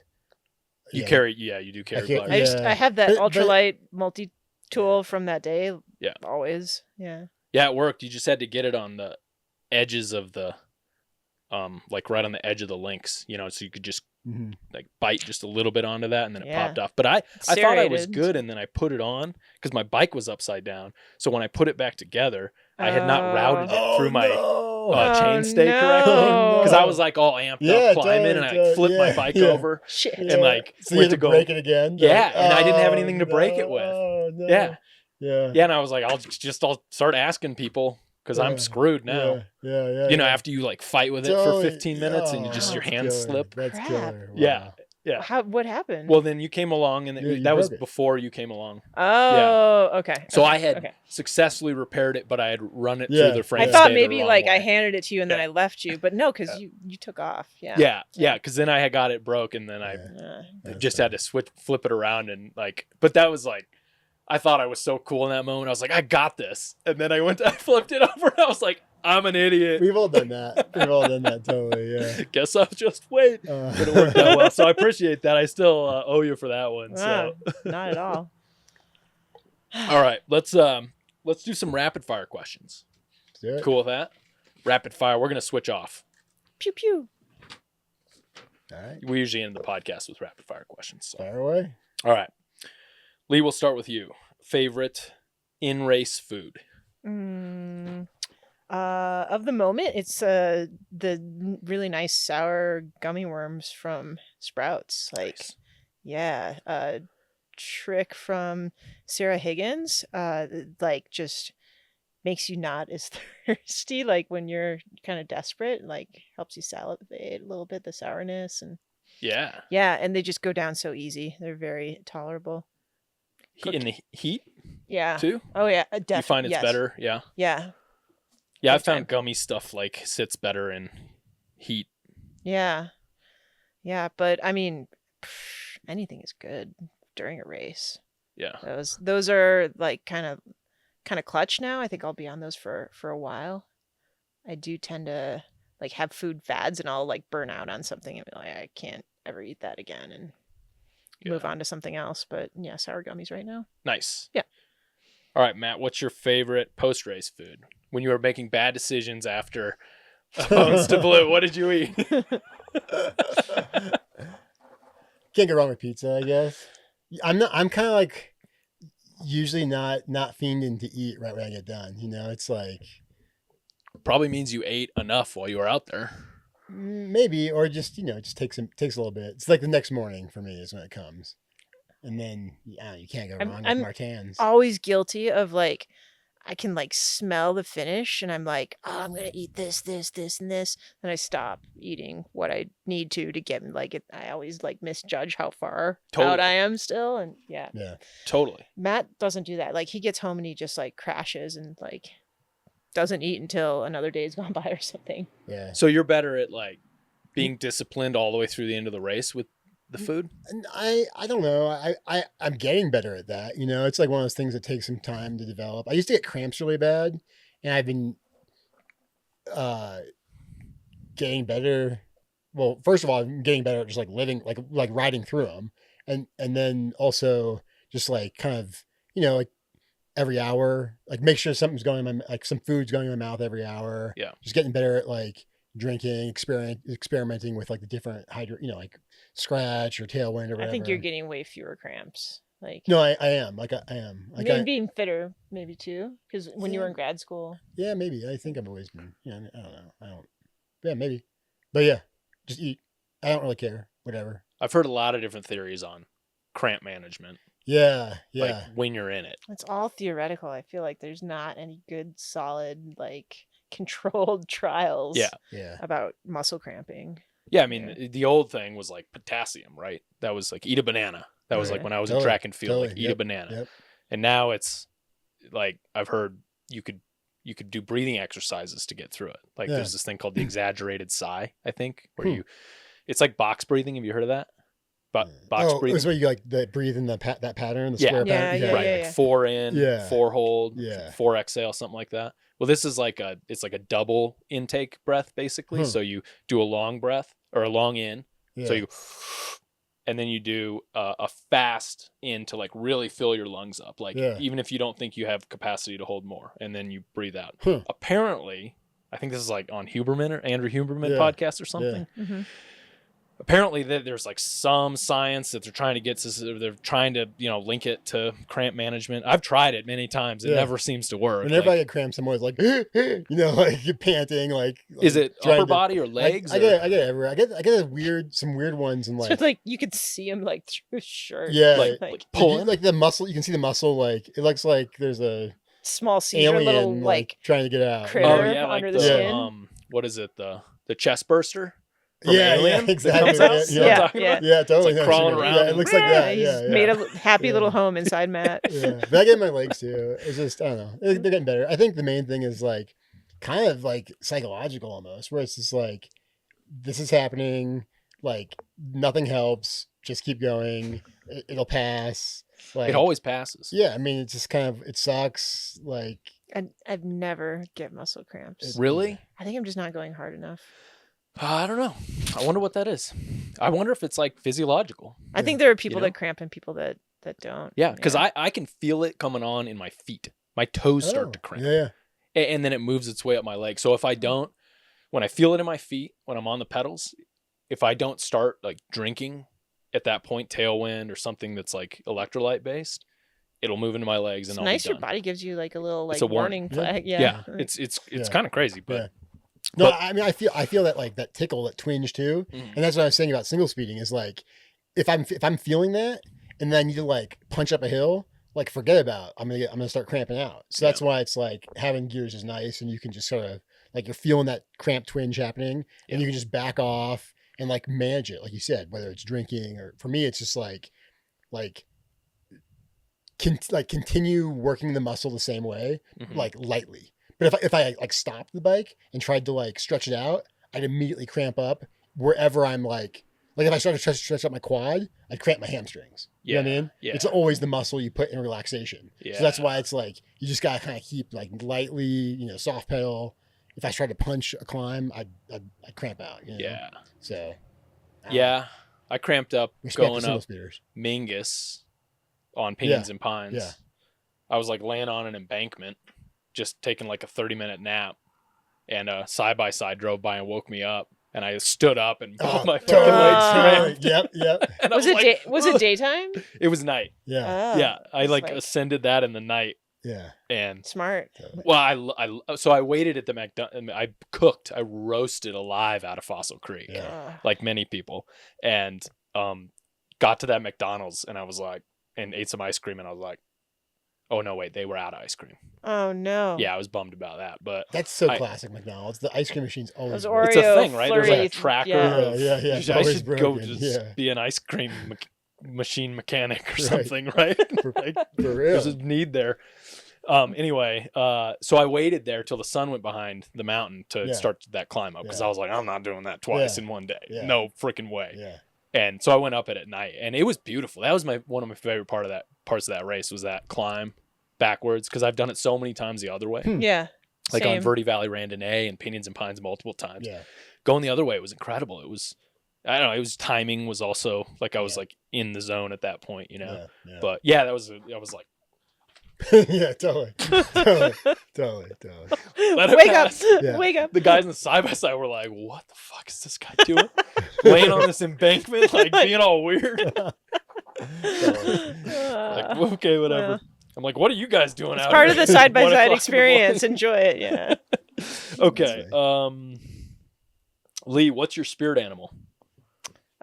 Squirrel. Specifically the sugar glider. Sugar glider. Flying squirrel, yeah. Oh, nice. I didn't know it was called a sugar glider. I mean, I love all squirrels. I love the tassel-eared squirrels here. The Eberts, The I think? Ebert, yeah. Yeah, Ebert, however you say it. But they're awesome. The first time I saw one, I was like, was that a cat? Was that some kind of a rabbit? Like, because the long tasseled ears, they're huge compared to, squirrels in Colorado are tiny little mice. But yeah. One of Matt's nicknames for me is Sugar Glider. Yeah, it's nice. Like a throwback to skiing days. And, yeah. Awesome. All right, let's see.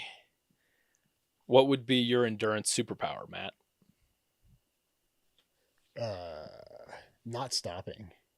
Like even just like regular life. Ability to suffer. Regular rides, like everyone's always like faffing with their jacket or their water bottle, or like you get on a ride and they're like adjusting their brake lever. I'm like, what's going on here? We're right here to ride bikes.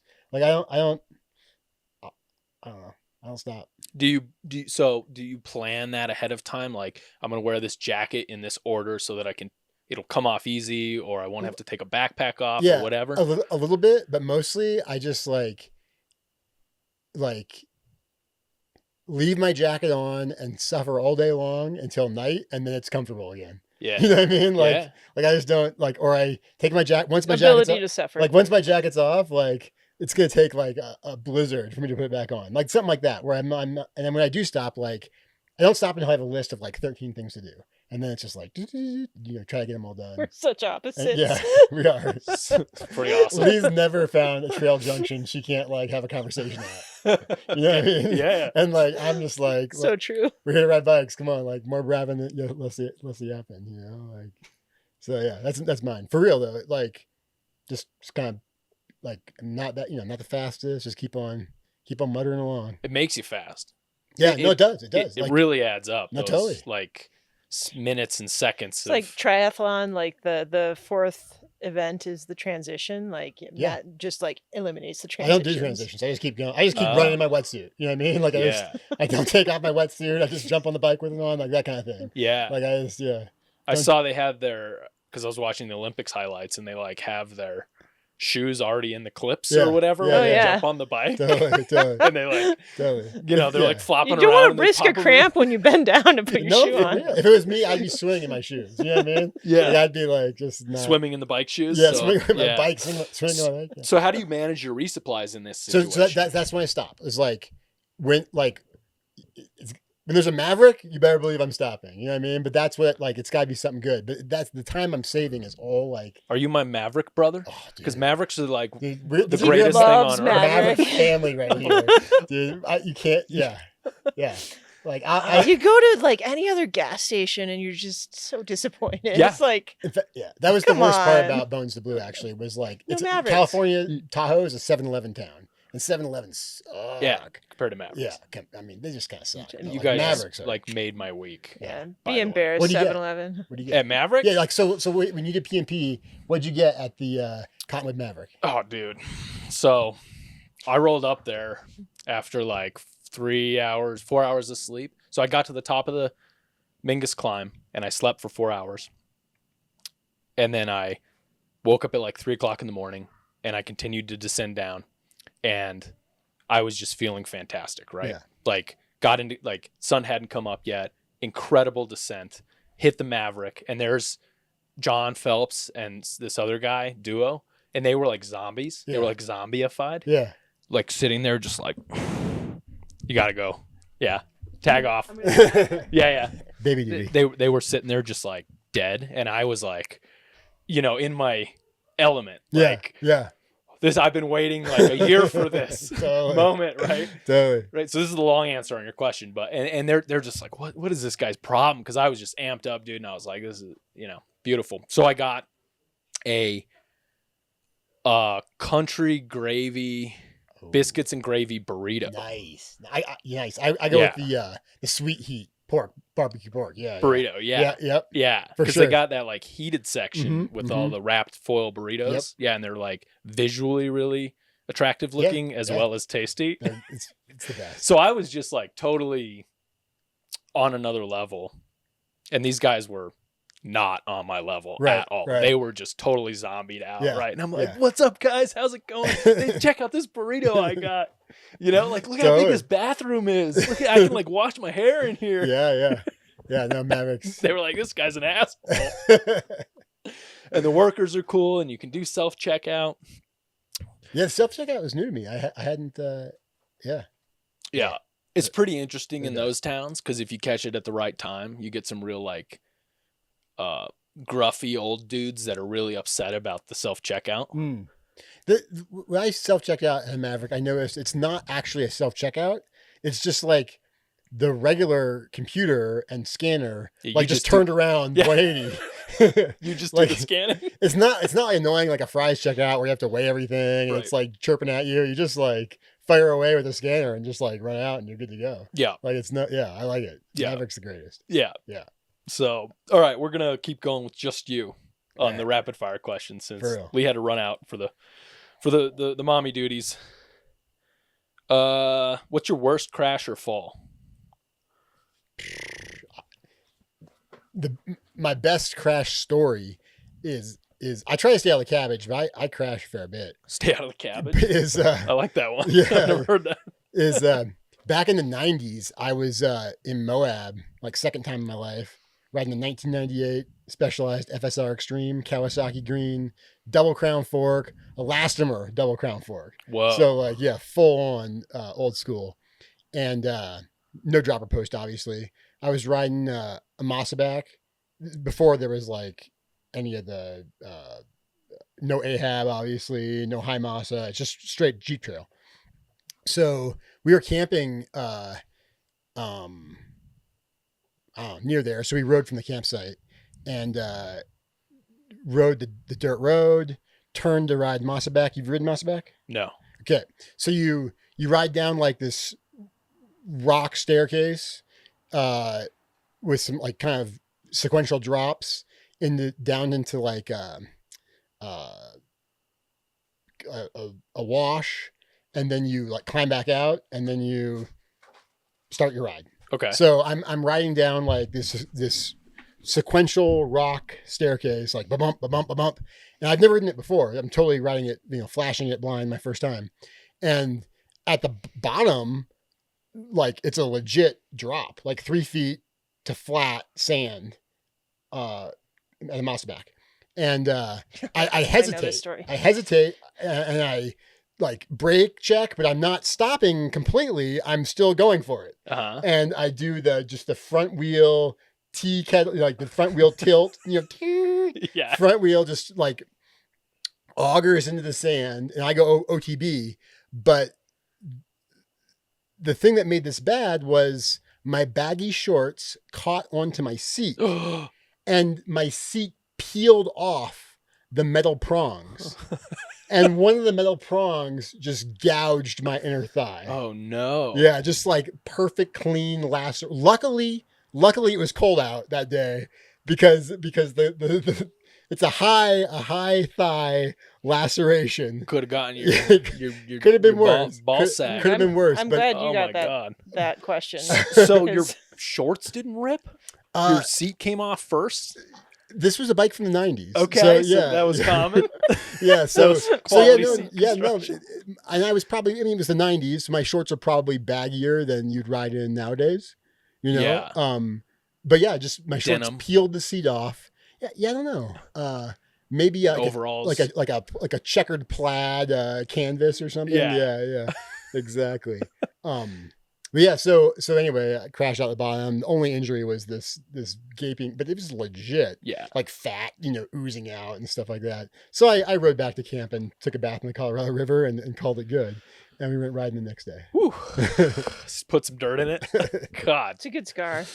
Yeah. I've heard like horse or watch. I watched this one, I don't know, show on Discovery or something where it was like crazy things that happened to people in foreign countries, and this one guy was mountain biking and he like broke his carbon bars off and it like impaled him. Oh yeah. And he was like, it was like in his torso or something, so it was like a life-threatening thing. Yeah. Like I can't unwatch that. Like the chances of that happening to me are so low. Sure. But I can't unwatch that. And every once in a while when I'm really, really low mountain biking, thinking of all the like crazy shit that could possibly happen to me, that I'm looking for an excuse to bail. That's one of them, right? That pops in there. What if my bars break and I impale myself and I can't self-extract? You should. Right? This is where my head's at. You should check out the Olympic footage of the triathlon. This German guy, he's riding a Canyon triathlon bike, and he sits down transitions, jumps on his bike, like sits on the seat, and suddenly it just like crumbles beneath him, and the bike cracks at the top tube and the seat tube, and the whole seat post is gone. He's like holding it separately. Whoa. With the carbon like dangling off. Yeah. So, and the bike's obviously structurally, completely failed at this point. Yeah. The main triangles is broken in two pieces. This was this Olympics? Yeah. It's it was just on the whatever. I don't know. I saw it at work the other day. How badly was he? Oh, he's fine. I mean, he's fine. He was just like looking at his bike in disgust that it just imploded. Failed. Kind of like the guy with whose handlebar just broke and ended up in his chest. Like, what just happened here? Yeah. Though Leigh had a handlebar break, an enduro, like downhill enduro race. Andy Specifico. In Chile. Her handlebar breaks. What? Yeah. And she ends up riding like a downhill course with like one regular length side handlebar and the other side is like a little stubby, just barely like past the stem. Was this aluminum or carbon? Carbon bars, operator error, like definitely that. Maybe it over-tightened over-torqued brake at some point. And like the bar hit. And and like tapped it in a corner. Like wasn't a bad crash. It just like gently like put it down and like it's gone. Like the clamp like off. Yeah, so like no front brake and it was towards the top of a really long stage. Yeah, it was totally a long descent. Yeah. Yeah, it was. Yeah. Not a good. You had like one hand on the thing, and you could like actuate your front brake, like it was just like dangling. You could just like. Oh my god! Like, that didn't happen. Kind of like feels like the brakes on those e-skateboards and stuff. Like you just you're holding the brake, just in your hand.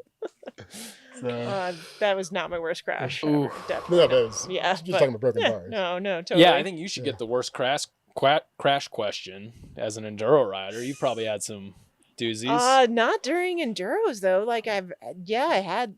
The thing is, when you're racing enduro, like you're probably wearing a helmet with a chin bar, full face, like knee pads, like you properly protected for the terrain. Like at bike pack, like Colorado Trail, like those. Some of those are enduro stages. Like you can get pretty wild on there, and you're not equipped for it. Yeah. Like, safety, bodily protection wise, Right. I'd say.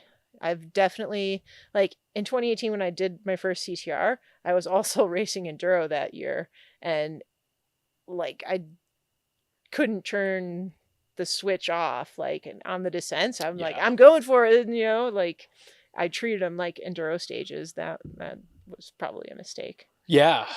Turn the switch off. Yeah. Right, like the fun meter. Yeah, you have to like put the fun meter down. Yeah. And No, turn the suffer meter up. My worst crash though was probably right before Matt and I got married, in a like Wednesday night local cross country race. Just like, we're both off this evening. Let's go do the peninsula, whatever, Frisco something.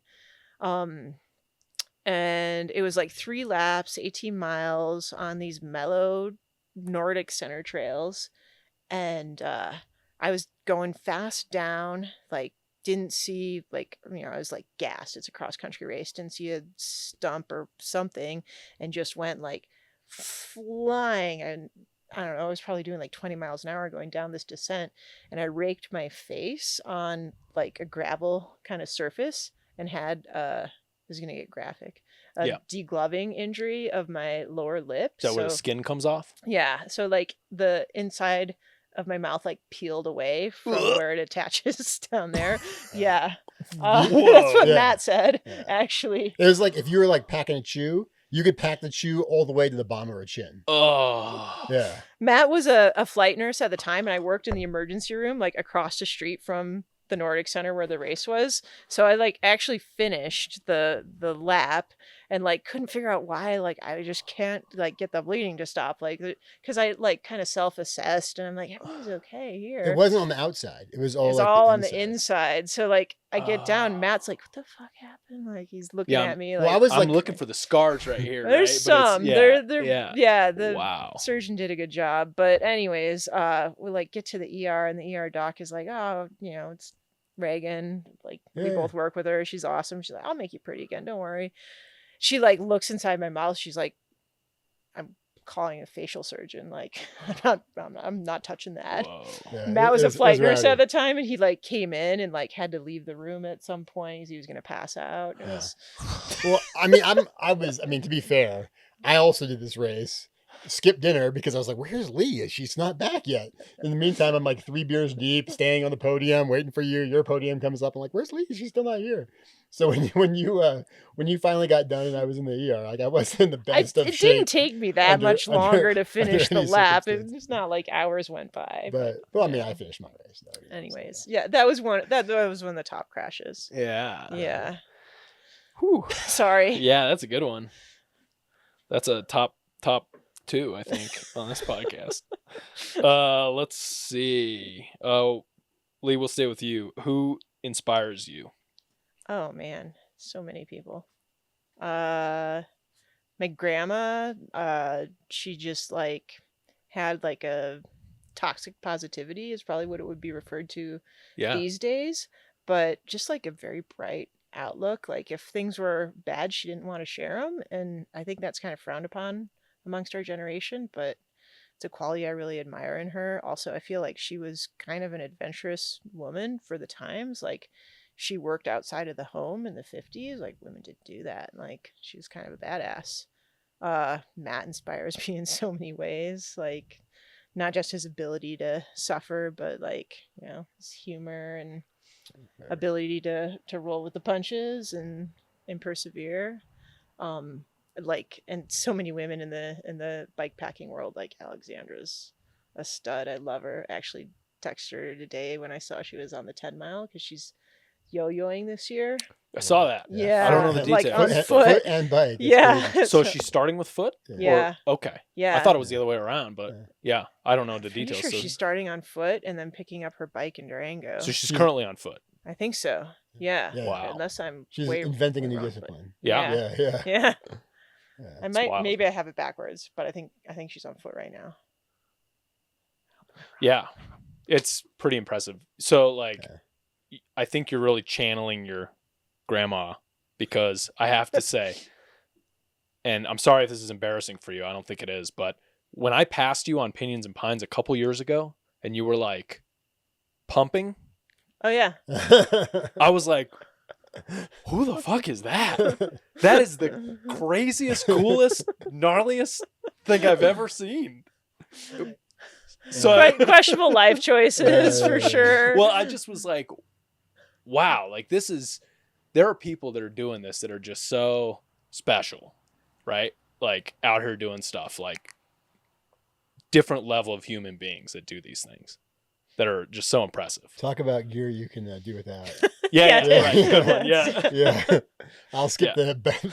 So I don't know if that. Yeah. I have no idea like the circumstances around that. I mean, but yeah, I was just like, that's a new one.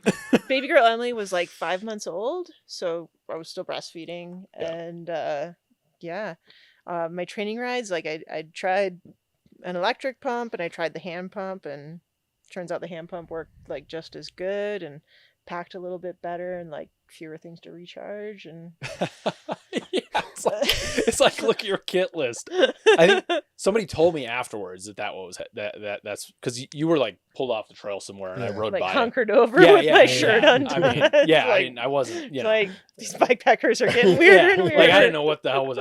People go off trail and go to the bathroom or whatever all the time. No, and somebody told me like, did you know this thing? All like, the conversations with my friends were like, so do you drink the breast milk or do you dump it? Like, yep, that came up. And I like seriously occurred to me, and I actually like did some research, and there was some ultra running like bad ass bitch in Europe. You probably know some of these races, but she like had like her son with her for some of the time and then like pumped, and she actually like drank it, and she's like, it's so nutritious, it's delicious. And I tasted it at one point and I couldn't do it. It like tastes like mucus. I can't drink my own breast milk. Yeah, that's next level. I mean, next I've level. eaten some weird ass shit. Like in Indonesia, I ate bat meat and like bat. I'm an adventurous eater. Woo. And I can't drink my own breast milk. I'm sorry. Is that a banned substance in bikepacking? Like, let's talk about the rules. Right? Is that doping? Yeah, is that It's that not doping? available to everybody. Leigh. Right. This is very fair. I would offer it up if you were around. Like something else, but I think you're channeling your inner grandma's badassness in multiple ways. Thanks. Yeah. Matt, what's your favorite podcast? If you listen to podcasts. Oh yeah. Probably like, well, the one that I listen to that like maybe people don't listen to or know about is this. It's called Conversations with Tyler. It's a George Mason University economist, but he's just a crazy polymath. Like he was a chess champ when he was like a kid.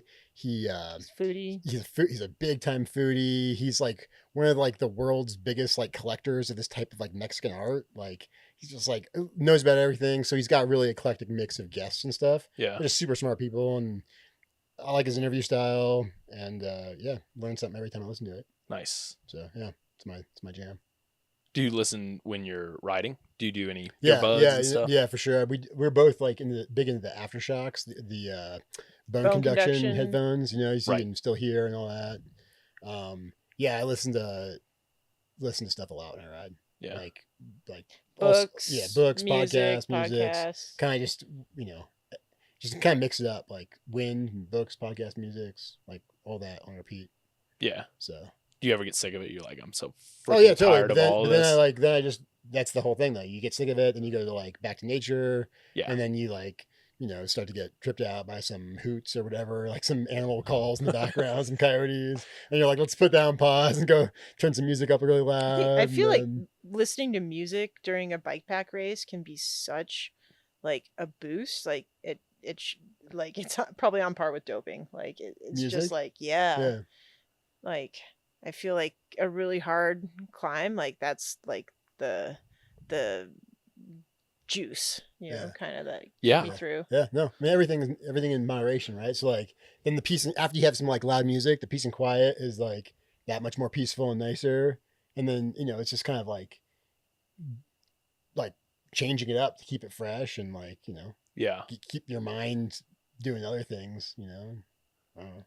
Yeah, there's specific songs that like elicit emotional responses with I think everybody. Yeah. And there's some Oh, yeah. specifically like where I had a alleged mushroom trip and listened to this whole CD. Yeah. And You I've hear never it in been a able different to way. I've never been able to hear that that album Yeah. again without like tingles going up the back of my spine. Yeah. And so Sure. when those songs come on when I put those songs on when I'm bikepacking, it's like my whole body Yeah. chemicals I believe Yeah. are being released, Yeah, whatever that sure. is. So Yeah. it definitely is releasing something, Yeah. like a performance enhancing drug of some sort that we all have access to. I think. Yeah. Fairly. Legal doping. Yeah. Yeah. So, okay, couple more here. Worst water source you've ever drank from? Oh, I feel like you could better me on this one. We'll switch it up. CTR the last time I did it, I think I was more sleep deprived than I wanted to be or was aware of. And at Spring Creek, I treated and I left all of my aqua tabs next to the creek. And 30 miles later, I realized it. I was like, Yo. I had a backup Sawyer, but it was like not fresh and it was really slow and just like, so much work. So, and in Colorado, we often drink without treating at all. A lot of the water there is like so like close to the source. You're above tree line. There's not a lot of life above there to mucky bacteria it up. Well, this wasn't the situation at this water source. It was it was Sergeant's Zone, Yeah. or right before that. It's like kind of like double track, dry, gross through there. There's a lot of cattle around, and there was a thru hiker as I'm like passing by, like trying to like find water, and he's like, "There's a spring right here," and it had been dry for a while, and I was like, "It's like trickly mud with like cow pies all around," but he says it's a spring. I'm not going to treat it. I'm in a hurry, and I'm trying to catch Alexandra, so I didn't treat it, and I think I probably picked up some kind of bug because like 24 hours later, I was like, You were stopping at I gas had- stations I had- to get Imodium. I had the and- trots on Yeah. Kokomo Pass like so bad. Yeah. Like I paid the price for that. Paid the time tax down the road for sure. Yeah. Yeah. Yeah. That's a good way to think of it. Like the time wasted or not wasted pumping or cleaning your water. And it's a is- gamble. You just don't know. yeah, Yeah. Ugh, yeah. Yeah. All right, last one. Maybe you both have a advice on this. One piece of advice you'd give to a new endurance athlete if you're just starting out. I'd say set goals, plural. I think is maybe like a throwback to the Army days when we had like, measurable like goals that you had to have for your reviews every whatever it was. And I try and have some goals for every event, and I would recommend a newbie like pick a goal of like doing the event and just like even showing up to the start, and maybe like have a goal of like finishing with a certain time or like finishing with a certain attitude, like just several different goals, and maybe verbalize them, maybe keep some of them private, but just to kind of like, for me, that way, like I get a feeling of success because, some of those goals are going to be more easily attainable and some might be more lofty and things to work towards down the road. I don't know. Sure. You Yeah. got anything? I don't feel like You I'm. gave a lot of advice to Cruz. Yeah. No, I did. Start slow. Take it. Whatever. I don't know if I'm the authority to give any advice on it. I would say just like have fun. Like maybe not. I mean, it's type 2 fun during the event, but Doesn't have to be. I went swimming during Mons de Bleu. yeah. No, I mean, just like, if you like biking, keep going far until farther every time. It's all about that's how I got into it is like just big dumb long rides. Like just want to go more. I just want to do more in one day. I just want to like ride more trails. It's like, and it's cool to do that. And then turns out bikepacking's a thing, and Yeah. yeah. Right on. Yeah. Cool. Just be hungry for it. Yeah. Stay hungry. Stay hungry. That's my advice. Cool. All right. Well, I hear the little one out there. Yeah, So yeah. let's Yeah. wrap this up. Let's get you guys out of here. Cool. Okay. So, real quick, you want to, your coach, we shouted her out once already. Yeah. LizaSampe.com. I have a blog that I'm like in the process of like bringing back to life. It's lebo.com. But Cool. And Yeah. your Instagram, Elbow Rides Elbow Rides, yeah. at Instagram. And At Elbow Rides on Instagram, I think is like the handle. cool. Yeah. Well, thank you both for spending some Yeah. time with me on your Friday night. For sure. It's been fun. It's Yeah. just Friday night.